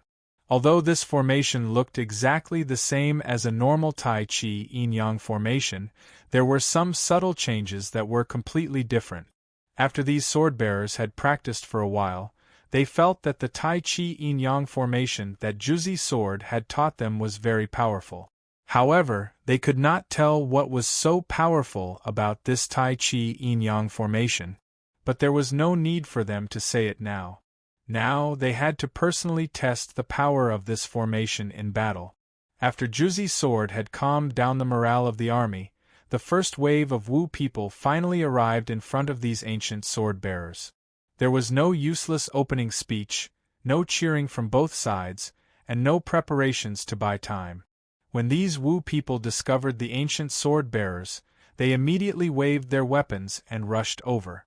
This first wave of Wu people was not small. They densely covered the entire front line. At first glance, there were at least 200 to 300 Wu people, which was more than 10 times the number of ancient sword-bearers. Mom! Seeing this, these ancient sword-bearers were so scared that their legs began to tremble. This was because these sword-bearers had been temporarily transferred to Shanghai Pass by the Sword Committee. Many of these sword-bearers were newbies who had not even experienced many formal battles. Seeing so many enemies charging at them, it was not surprising that these sword-bearers were so scared that they cried out for their mom. Fortunately, among these 18 ancient sword-bearers, there were 4 middle-aged sword-bearers who were full of experience. They kept encouraging their companions around them, so the morale of the army did not collapse. What are you panicking for? Do you think that I will let you die? Do you think that Master Gohan made you draw smoke rings for 3 months just to torture you? Juzi Sword stood in the center of the Tai Chi Yin-Yang formation like a general. Ling shouted to all the ancient sword-bearers, "Let me tell you, you are actually learning advanced sword skills. Even your sword lady may not be as advanced as your sword skills. Now is the time for you to practice your sword skills. Do not hesitate, do not panic, and do not be afraid.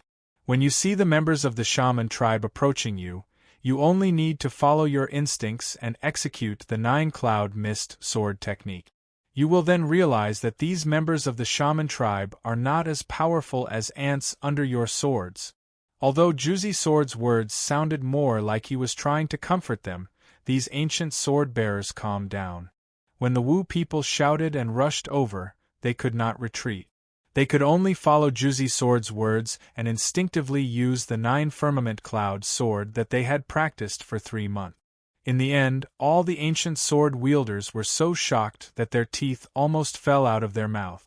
The sorcerers that were charging at the front were actually just putting up a strong front. The sword lady in their hands instinctively waved a few times, and the Wu people fell to the ground. When the ancient sword-bearers looked down, these Wu people had already turned into blood and returned to the soil. The battle is not as difficult as I thought. When this thought appeared in the ancient sword-bearers' minds, victory was inevitable. Although there were hundreds of Wu people in the first wave, these hundreds of Wu people could not attack the ancient sword-bearers at the same time. Furthermore, under the effects of the formation, each ancient sword-rank sword-wielder only had to face the attacks of 2 witch tribe members at most. In a matter of seconds, they would die under the swords of the ancient sword-rank sword-wielder, and these ancient sword-rank sword-wielder would not even suffer a single injury. This scene immediately ignited the fighting spirit of all the ancient sword-wielders. Their fear was immediately swept away, and without fear, the battle naturally became smoother and smoother. At the beginning, it might take 5 or 6 strikes to kill a Wu people. Later, it would take less than 3 strikes to kill a Wu people. As for the most talented ancient sword-bearers, they could already kill 2 Wu people with 1 strike. Of course, this also had to do with the fact that the Wu people had sent here were too weak. The first wave of Wu people were actually all the weakest little sorcerers. They were not even as strong as an ancient sword-bearer, let alone the ancient sword-bearers who had been buffed by the 9 firmament cloud sword, the Tai Chi Yin-Yang formation, and the Zhou Tian star battle formation. When the first wave of Wu people was completely slaughtered, the ancient sword-bearers became extremely spirited. They all expressed that hiding in the second line of defense was too cowardly.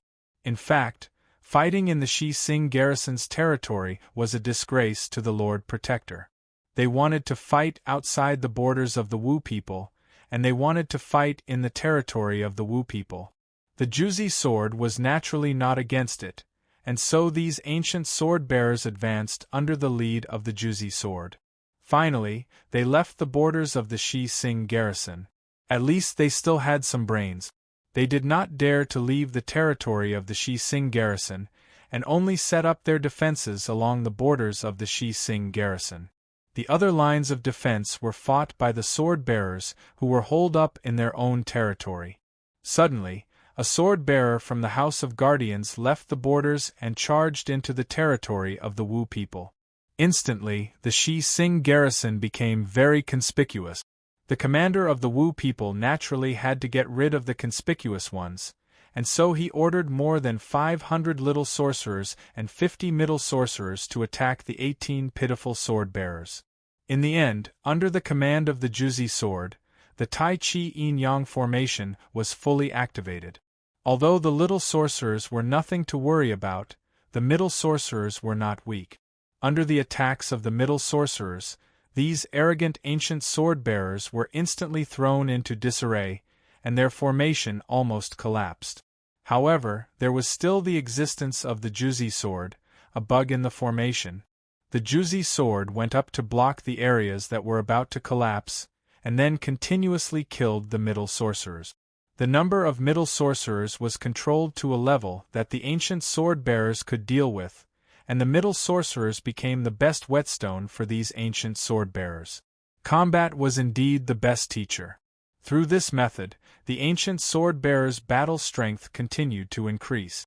In the end, they did not even need the Juzi sword to defend against the attacks of the middle sorcerers. Although it took a lot of effort and energy, they finally succeeded in wiping out the Wu people. This time, the commander of the Wu people could not stand it anymore. He began to transfer more Wu people from other battlefields to deal with the Shi Sing garrison. This way, the pressure on the Shi Sing garrison increased, and at the same time, the pressure on the surrounding Sanshuian garrison was greatly reduced. This was also the reason why the Sanshuian did not send an emergency report to Baihu. It was because the Sanshuian battlefield was very stable. Chapter 999. Report. The Angry Star region has once again been attacked by the enemy. The Guardian of Heaven's Gluttony, the Sword Maiden, has been broken. The Guardian has lost its combat power. The Guardian of Heaven's Gluttony has been lost. Please send reinforcements. Please send reinforcements. Not long after Baihu discussed with Yaoguang in his own Guardian's mansion, he suddenly received this urgent report with an ashen face. What's going on? Yaoguang saw that the expression of the Guardian of Baihu was not right, and immediately asked. Anjiji Township can't hold on any longer. So far, 3 guest star regions have been lost. As long as one more guest star region is lost, the entire Angry Star region will completely collapse. The Guardian of Baihu explained with a bitter face. Then what are you waiting for? Don't you still have a reserve team left? Immediately send this reserve team to support the Angry Star region. Yaoguang immediately said. But sir, I only have this reserve team left. If this reserve team is also thrown in, then I will no longer have any active forces. Baihu said anxiously. Isn't it urgent that Anjiji Township is finished? Yaoguang glared at the Guardian of Baihu. Send the 5th reserve team to Anjiji Township now. Anjiji Township must not be lost, otherwise the entire front line will be in danger of collapsing. All right, as the boss, Yaoguang had already spoken. What else could the Guardian of Baihu say? He could only send the last active force, the 5th reserve team, to Anjiji Township. This way, the guardian of Baihu no longer had any active forces in his hands. I say, old Fart Wei, why do I feel that something is wrong? Jiu Yuechen whispered into old Fart Wei's ear. Of course not. Can't you see that there are no lesser witches around us? Damn it, all of them are intermediate sorcerers. Seems like Wu people really want to kill us. Old Fart Wei said while gasping for breath. Just like what old Fart Wei had said, the sorcerer race's commander seemed to understand that sending the junior sorcerers to surround and attack them would only lead to their death. Hence, the sorcerer race's commander simply ordered a large group of over 200 intermediate sorcerers to surround and kill the small team. This was undoubtedly a devastating decision for these ancient sword wielders. If not for Juzi Sword's effective command and the fact that these sword wielders' swordsmanship had become stronger through actual combat, this small team would have died under the siege of these intermediate sorcerers. However, it was obvious that they couldn't realize the great dream of resisting the enemy outside the country's gate. The whole team could only retreat step by step and return to the area of the Shi Sing garrison, so that the power of the Zhou Tian star battle formation could be fully applied to them. Only then did the team avoid collapsing. What was worth rejoicing was that up until now, there were no signs of casualties in the entire team. These 18 sword wielders were still alive and well in this world. If not, the promise that Gohan had made to these sword wielders would have become a lie. However, death seemed to be a matter of time. Previously, they had already experienced half a day of bitter battle, and almost everyone was at the point of exhaustion. Especially for old Fart Wei, who was a middle-aged and elderly sword wielder. After all, they were already old, and their stamina was not as good as a young man like Jiu Yuechen. In addition, the battle that had lasted for half a day had consumed a lot of his stamina. He was already unable to keep up with the pace of the entire team. It could be said that if the battle continued, in less than 20 minutes, old Fart Wei would directly fall on the battlefield. Old Wei, immediately release the sword lady. After that, let your sword lady fight. You return to my side and rest. Juzi Sword, who was in charge of commanding, clearly understood the predicament that her team was currently facing. Hence, she gave such an order. When Old Wei heard it, he immediately released his own sword lady and let her replace his position. Then, he took a step back and returned to Juzi Sword's side. Once he stopped, old Fart Wei could not help but sit on the ground. His face was purple and green as he clutched his chest. He laid on the ground and gasped for breath.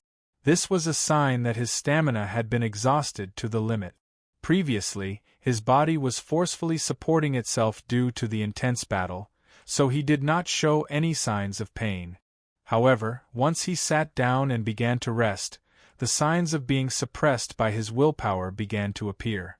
Old Fart Wei could only feel that he was exhaling more than he was inhaling. At the same time, a bloody smell gushed out from his throat. His stomach was in a mess and his brain was dizzy. If he did not handle it well, old Fart Wei was afraid that he would die on the battlefield. Medical pod. Old Fart Wei was afraid of death and did not want to die. Hence, he used the last of his willpower to retrieve his own medical pod from his dimensional pocket. He was prepared to enter the medical pod to heal his body. No! However, he did not expect that before old Fart Wei could enter the medical pod, Juzi Sword pulled him back. She did not allow him to enter the medical pod. Lady Juzi, please forgive me. If I do not enter the medical pod, I will die here. Old Fart Wei used the last of his strength to plead. No! Juzi rejected without hesitation. She knew that although the medical pod could quickly heal all kinds of illnesses, it was not as effective in terms of recovery of stamina. Although it was faster than the normal recovery rate, but for someone like old Fart Wei who was exhausted, he would need at least 2 to 3 hours to recover to his peak condition. To this small team that was in imminent danger, this was undoubtedly an unbearable amount of time. More importantly, if Old Fart Wei were to enter the medical pod, then there would be extra manpower allocated to take care of the medical pod.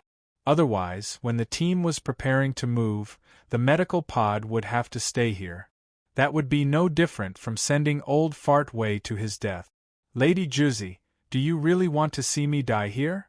Old Fart Wei was tormented by this situation where he could not catch his breath and his body was convulsing. Drink this. Juzi's sword took out a small test tube from his pocket. This small test tube was filled with a light yellow liquid. Although he did not know what kind of liquid Juzi's sword had given him, Old Fart Wei did not care about it. Without saying a word, he drank the light yellow liquid into his body. Needless to say, this liquid was really amazing. Once the liquid entered his stomach, the pain on Old Fart Wei's body began to rapidly disappear. His breathing became even and calm, and the blood that had overflowed to his throat began to flow back. Waves of warm energy quickly entered his four limbs, allowing his physical strength to rapidly recover. In just a few minutes, Old Fart Wei felt that his body had recovered by about 70%. This was the effect that the medical pod could only achieve after an hour. What kind of treasure is this? Is this the latest high-tech? Old Fart Wei licked his lips as he stared blankly at the small test tube in his hand and said, "Don't ask what you shouldn't ask. A good rest is enough," Juzi's sword said coldly. He then called out to the other middle-aged and elderly swordsmen, asking them to retreat to his side to rest. At the same time, he drank a test tube of light yellow liquid. I believe that everyone can guess the origin of this light yellow liquid. That's right, this was the Emperor's blood that Gohan had obtained from the Lunyan aristocratic family. Of course, Gohan would not be so extravagant as to use a bottle of Emperor's blood to help an old man recover his stamina. In fact, this was only a millionth of a bottle of Emperor's blood. Before Gohan entered the game, he diluted 1 cubic centimeter of Emperor's blood into a large tub of recovery potions. These potions were then divided into 10,000 small test tubes. This became the light yellow liquid that Old Fart Wei was talking about. After these recovery potions were enhanced by the Emperor's blood, although they did not have the powerful healing effect of the Emperor's blood, they were unexpectedly useful for recovering stamina. Even an old man like Old Fart Wei could recover his stamina in a short period of time. This was also one of Juzi's sword's trump cards. Hence, under Juzi's sword's command, all the swordsmen began to take turns with their sword ladies, and then returned to Juzi's sword's side to recover their stamina.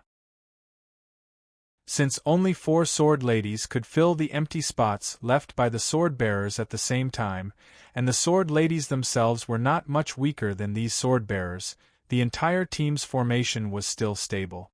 When all the sword bearers recovered their strength, the entire team instantly returned to their strongest battle state. They continued to fight the intermediate sorcerers without falling into a disadvantageous position. This situation enraged the commander of the Wu people. He seemed to have made up his mind to eliminate these annoying humans. Hence, the swordsmen of the Sanchuan garrison once again felt the pressure on them lessen.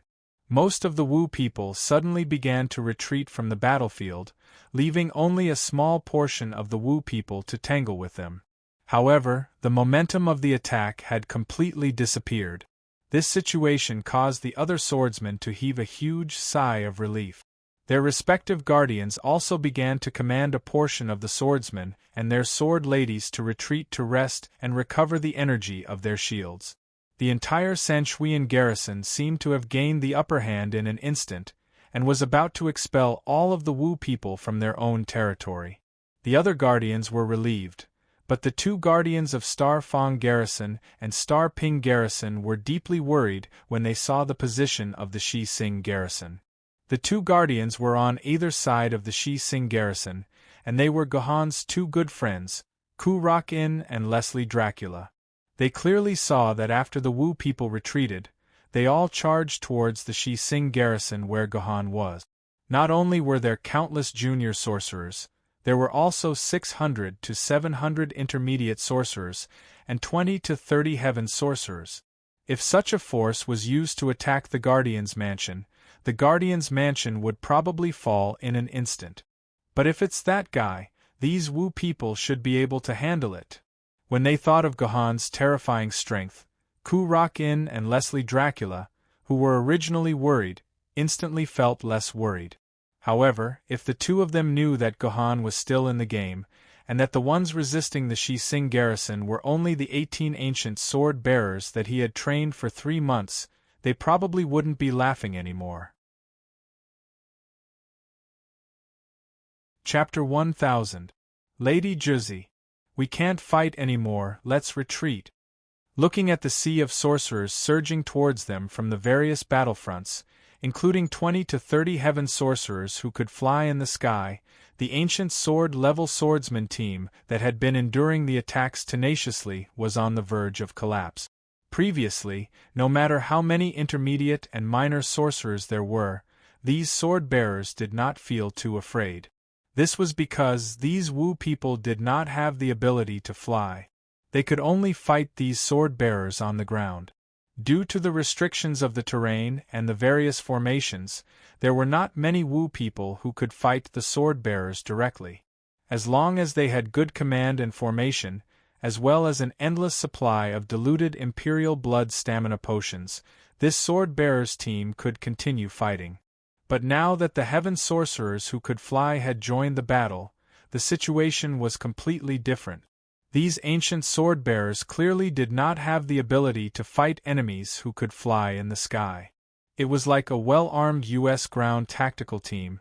When they were besieged by 4 or 5 Apache helicopters, they could only face the fate of being slaughtered. Juzi knew this very well. This was not a gap that could be overcome with swordsmanship and command. Someone had to stop these heaven sorcerers. Otherwise, these 18 ancient sword-bearers that they had painstakingly trained would all die here. Everyone, retreat to the Guardian's mansion. Defend the Guardian's mansion. Juzi immediately ordered. The best way was to retreat these people to the other Guardian's mansions, but the problem was that Gohan was still in the Guardian's mansion, still fighting in the game. These ancient sword-bearers could retreat to the other Guardian's mansions, but Gohan could not move a single step. If these ancient sword-rank sword-bearers really ran away, then Gohan, who was left behind, would definitely die. Therefore, no matter what, Juzi only had one choice. That was to use the Guardian's mansion as a last resort and try to stall for time until Gohan left the game. In fact, Gohan did not stay in the game for the past 3 months. There were 2 or 3 times when Gohan came out of the game. After listening to the general situation of Shanghai Pass, he made various arrangements. One of the most important arrangements was to instruct Juzi to start systematically training these ancient sword-wielders, striving to give them the ability to protect themselves before the Wu people launched a large-scale attack. After making these arrangements, Gohan re-entered the game and told Juzi to send a signal through the forced exit button on the helmet once the battle began. All Juzi had to do was wait for him to return from the game to the real world. Therefore, all the resistance was actually done by Juzi according to Gohan's instructions. It was just that Juzi didn't expect Gohan to still be in the game after such a long time after the signal was sent. As such, Juzi could only lead the ancient sword-tier sword-bearers to retreat to the Shi Sing garrison for the last time. Every professional strategist knew very well that retreating was actually the most dangerous thing to do on the battlefield. This was because once the commander-in-chief gave the order to retreat, the entire army would inevitably fall into a state of disorder. The various formations that had been arranged beforehand would also become chaotic due to the different steps of retreat. If the enemy took advantage of this time to attack and disrupt their formation, the retreat would turn into a rout, and the entire army would be completely destroyed. There were countless examples of this in history.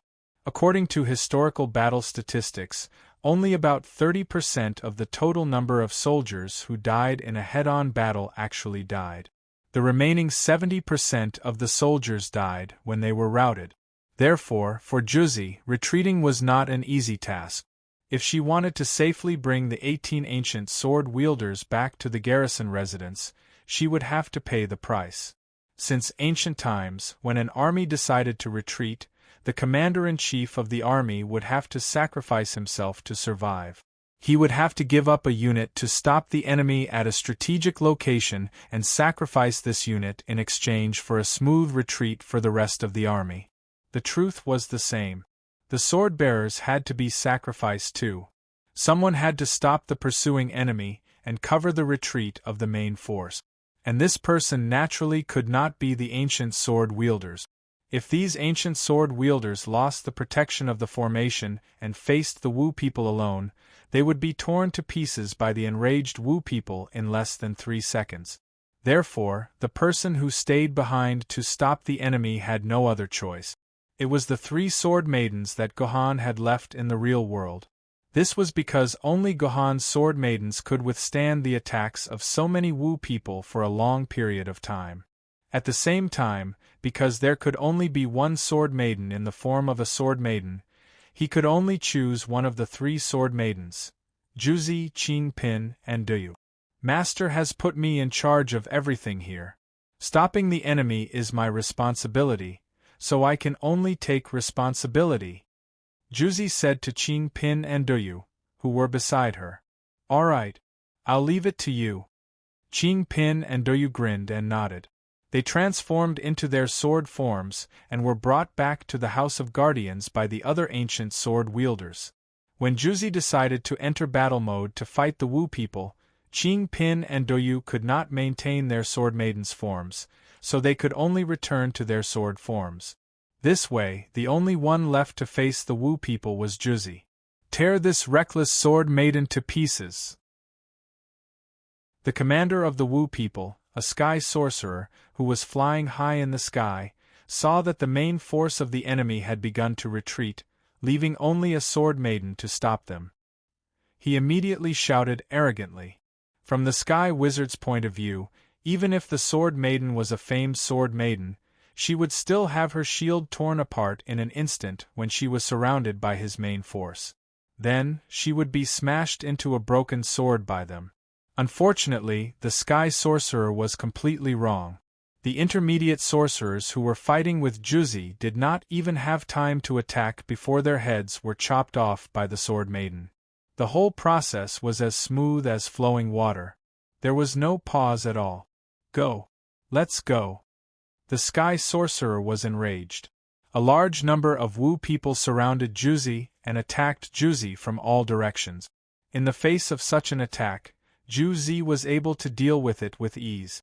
Although her personal protective shield would occasionally be attacked by the sorcerer tribe, each attack would cost the lives of 2 to 3 intermediate sorcerers.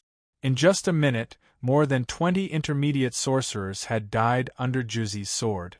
The sky sorcerer had calmed down from his anger. He no longer ordered the intermediate sorcerers to die. Instead, he ordered the 20 sky sorcerers flying in the sky to attack Juzi in unison. From the moment the sky sorcerers attacked, Juzi felt the pressure on her increase. It was no longer possible for her to kill the intermediate sorcerers with a single strike like before. On the contrary, Juzi was in danger under the simultaneous attacks of more than 20 heaven sorcerers. The energy of the personal shield on the surface of her body started to decrease rapidly. It was on the verge of collapsing. In fact, it was not impossible for the Juzi sword, which was ranked first and second among the famous swords, to deal with more than 20 heaven sorcerers, who were equivalent to the dragon-level Yuan Ko. However, there was a precondition. Gohan had to be by Juzi's side. Juzi could only fend off more than 20 heaven sorcerers because she had the support of the endless sword essence in Gohan's body. However, Gohan was still in the game and could not mobilize the sword essence in his body to support Juzi. Juzi could only use a portion of the sword essence that Gohan had left in Juzi's body when he had woken up. These sword essence could not be replenished. Every time she used it, it would decrease. More importantly, without Gohan by Juzi's side, Juzi could not even use her skills. She could only rely on the simplest attacks to fight the Wu people. Even so, Juzi's battle strength was still tenacious. While she was surrounded by the heaven sorcerers, she managed to kill 3 heaven sorcerers with the little sword essence she had left. The heaven sorcerer who was in charge of commanding the army was so angry that he almost fell from the sky. However, killing 3 heaven sorcerers was Juzi's limit. When Juzi killed the 3rd heaven sorcerer, her personal shield finally shattered. 4 or 5 different weapons stabbed into Juzi's back. Juzi staggered and fell to the ground. "Break her for me!" the heaven sorcerer commander ordered anxiously in the air. The more than 20 heaven sorcerers around him raised their weapons at the same time. Balls of light of different colors condensed at the tips of their weapons. These balls of light were actually 12 different types of energy, representing 12 different Wu people's tribes. From this, it could be seen that the more than 20 heaven sorcerers did not come from a single Wu people's tribe. Instead, they came from 12 different Wu people's tribes. This was something that had rarely happened in the history of the battles between humans and the sorcerer tribe. This was because the battles between the sorcerer tribe were usually fought by their respective tribes, or at most, 2 or 3 tribes would fight together. Since ancient times, the situation of 12 tribes fighting together at the same time had not happened many times, especially since the sorcerer tribe must have undergone a huge change. Alright, even though this piece of information was very important, it wasn't very useful to Juzi right now. If the attacks of these heaven sorcerers hit Juzi, who had lost the protection of her personal shield, there was no other outcome for Juzi. She would be broken. "Master, I'm sorry, Juzi can't accompany you anymore." The seriously injured Juzi had lost the ability to fight back. Although she knew that she was about to be broken, she could not fight back. She could only murmur softly and wait for her death. "I won't let you be broken. No one can let you be broken." A familiar voice suddenly sounded in Juzi's mind. In the next moment, countless golden chrysanthemum-like sword auras wreaked havoc on the battlefield. So beautiful! Seeing such beautiful sword auras, Juzi finally smiled faintly. Then, her body turned into a ray of light and returned to a familiar embrace. Chapter 1001. Report. Anjiji Township is in an emergency, requesting reinforcements. F***CK. Baihu was so angry that he wanted to throw away the personal terminal in his hand. This was already the 4th time Anjiji Township had asked him for reinforcements. 3 of the 5 reserve teams in his hands had already been smashed into Anjiji Township. Now, he was asking for reinforcements again. Where would he have any reserve teams for him? "Boss, what do you think we should do?" The guardian of Baihu was helpless. He could only throw the pot to Yaoguang and let Yaoguang make the decision. The position of the Anri chicken is too important. That's why Wu people invested so many troops to attack him. That's why the Anri chicken can't be lost. Think of a way now? See if you can transfer another reserve team from another garrison area to support Anjiji Township. Yaoguang thought for a moment and said, "How can this be? Where else can I transfer troops from?" White Tiger calculated with a bitter face. Kuewood Wolf has also asked me for support twice. If he doesn't ask me for support again, then Amitba. It's impossible for him to transfer troops. Lu Jing'o is not in the first line of defense, so the people who can be transferred have been transferred to the reserve team. Now there are only the minimum number of people who must stay there, so it's impossible to transfer troops. Guiyuan Tuji is the same as Lu Jing'o, but he should have some left? Bai Yuewu is also on the first line, but there are only 2 guest stars on the main battlefield. If you tighten your belt, you might be able to transfer 10 people out. The fire monkey is the same as Bai Yuewu, and drawing 10 people out is also the limit. 20 stomach pheasants, 10 Bai Yuewu, and 10 black flame monkeys. This way we can barely gather 40 sword wielders. However, the situation of the angry chicken requires at least a support team of 50 people to barely maintain the battle line. Where can I get the remaining 10 people? Baihu's words sounded like he was talking to himself, but in fact, he was talking to Yaoguang. He meant to tell Yaoguang that he really couldn't think of where to draw manpower from. That's not right. I heard you listing all the main planet's garrisons just now.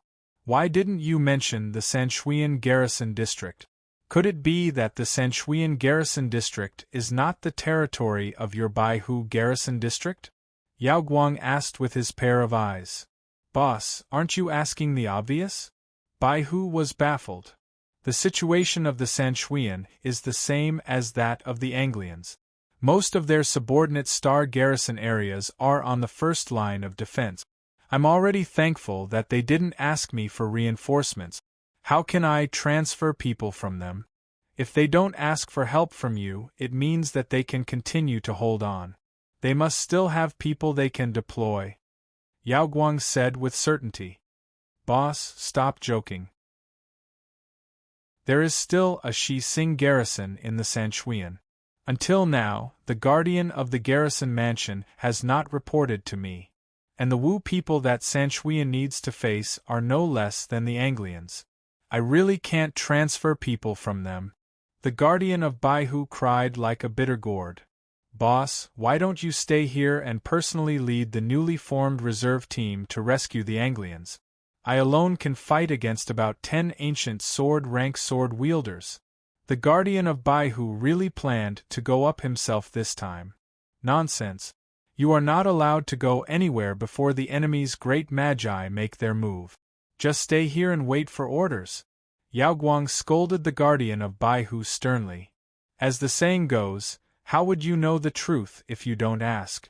I think the person who has the most say in the Sanshuian situation is not you, but the guardian of Sanshuian. Immediately call the guardian's communicator and ask him if he can transfer 10 ancient sword-rank sword wielders to you. Boss, why don't you believe me? No matter what, the Sanshuian will not be able to transfer people. Although the guardian of Baihu said it was impossible, he still called the Sanshuian guardian's communicator. Hello. Is it the Sanshuian? How is the situation over there? Can you give me 10 ancient sword-rank sword-bearers? The guardian of Baihu asked loudly. He even turned on the hands-free function of his personal terminal so that Yaoguang could hear the Sanshuian guardian's words. This way, Yaoguang would understand that the Sanshuian guardian would not be able to transfer any ancient sword-rank sword wielders to him. What? Transferring people? That's not a problem. The words of the Sanshuian guardian almost made Baihu fall to the ground. He doubted if he had heard wrongly. The other guardians kept asking for reinforcements, but this Sanshuian guardian actually said that he could transfer people to him. Did this guy's brain get damaged in the battle? I say, Sanshuian, are you sure you didn't hear wrongly? I said I would take 10 ancient sword-rank swordsmen from you, not send 10 ancient sword-rank swordsmen to you. White Tiger confirmed again. He emphasized that he was going to take 10 ancient sword-rank swordsmen away. Yes, I didn't hear wrongly. No problem, boss. I'll send 10 ancient sword-rank sword wielders to you, the Sanshuian guardian said loudly. This time, the guardian of Baihu guardian was completely speechless. Sanshuian? I'm Taiyin. Yaoguang did not wait for Baihu to speak. Instead, he spoke directly into Baihu's personal terminal. Yes. Greetings, Sir Yaoguang. The Sanshuian guardian's tone immediately became more respectful and serious. How about this? Tell me how many people you can transfer to me. As long as you can guarantee that the Sanshuian garrison will not lose a single inch of its territory. Yaoguang guardian said loudly. Let me see. About 70 people should not be a problem. The Sanshuian guardian replied after thinking for a while. F*CK, are you kidding me? Your 3-water ape guardian hall only has around 200 ancient sword-rank sword-bearers. If you transfer 70 ancient sword-rank sword-bearers out, Won't your guardian hall only have the lowest number of sword-bearers left? How will you defend your territory? How will you not lose a single inch of your territory? The guardian of Baihu Guardian shouted. He felt that this Sanchuan guardian must have lost his mind. I'm not joking, boss. The Sanchuan guardian's tone was full of joy. Our Wu people have been wiped out. Even if you did not contact me, I would have sent you the good news later. The Sanchuan garrison is about to kill all the Wu people who came to invade the Sanchuan garrison. This is a great victory. What did you say? Why don't you quickly wipe out the witch tribe? Did the Wu people not send their main forces to your side? You only used some minor sorcerers to feign an attack? But that's not what you wrote in the report you gave me a few hours ago. You said that the Wu people's main forces were overwhelming, and that you were having a hard time defending. How did you manage to wipe out your opponents so quickly? The guardian of Baihu Guardian felt like he was going crazy. What had happened to the Sanchuan garrison? What the F***ck was going on? This is hard to explain. It's best if you come to our place personally. You will understand everything once you see it for yourself, the Sanchuan guardian said with a bitter smile. Before the guardian of Baihu Guardian could speak, Yaoguang answered on his behalf. All right then. Immediately send 70 people to support Anjiji Township. Then wait for us there. We will be there soon. He then patted the guardian of Baihu Guardian's shoulder and said, What are you still doing here? Follow me to the Sanchuan garrison to take a look. The guardian of Baihu Guardian was stunned. He asked doubtfully, Boss, didn't you say that we experts should wait here and not move until the enemy moves? Why are we going to the front line all of a sudden? The Sanchuan garrison is different. That is the first place to bear the brunt of the attack. If there is a real fight, it will most likely happen there. We are just a step ahead of time, Yaoguang said calmly. He then left the guardian of Baihu Guardian's mansion with the Baihu Guardian. When Baihu and Yaoguang arrived at the Sanchuan garrison, the Sanchuan guardian was already waiting there. The three of them first went around the nearest Star 3 garrison and Star Destroyer garrison. They found that it was just as the guardian of Sanchuan Guardian had said. The large-scale battle here had ended. Only the small teams of ancient sword wielders were left, led by their respective famed swordsman guardians to kill the remaining Wu people's soldiers. Meanwhile, the huge camp of the Wu people outside the garrison district was empty. The Wu people inside seemed to have all retreated. What the hell is going on? Explain it to me. The guardian of Baihu immediately asked the Sanchuan. It's like this. The Sanchuan had to spend a lot of effort to explain the situation clearly. It turned out that an hour ago, for some reason, the main force of the Wu people, who were attacking the various garrison districts, had suddenly retreated and collectively entered the territory of the sh*T* garrison. The Sanchuan and the other guardians were puzzled. They were ready to organize reinforcements to rescue the sh*T* garrison. However, they were only doing their best. In their minds, facing such a large number of Wu people, the Shixing garrison would not be able to withstand the attack alone. They would soon be completely annihilated. However, they did not expect that when the rescue team was organized, a team of 18 people would suddenly appear from the sh*T Planet Guardian Mansion. Instead, they began to help the neighboring sh*T Planet Guardian Mansion to clean up the Yuan bandits there. According to this team, all the shamans in the sh*T Planet Guardian Mansion had been eliminated, so it was a good time to fight back. The combat prowess of the entire 18-man team was extremely powerful. In less than 10 minutes, they had killed all the remaining shamans in the Planet Fong Guardian's mansion. Then they went to the Planet Ping Guardian's mansion, the Planet Army Well Guardian's mansion, the Planet 3 Guardian's mansion, the Planet Buster Guardian's mansion. They continued to clear out the shamans along the way, and they had almost cleared out all the territories under the Three Water Apes' control. Are they still fighting? Yao Guang immediately asked after listening to the explanation. Yes, there are still some Wu people in the Yujing garrison. They are fighting there. The San Shuiyan replied. Let's go. Let's go and see how strong this team of 18 people is. You're tuning in to the Phoenix Knights YouTube channel. Don't forget to subscribe and join us on this journey to catch the most captivating stories.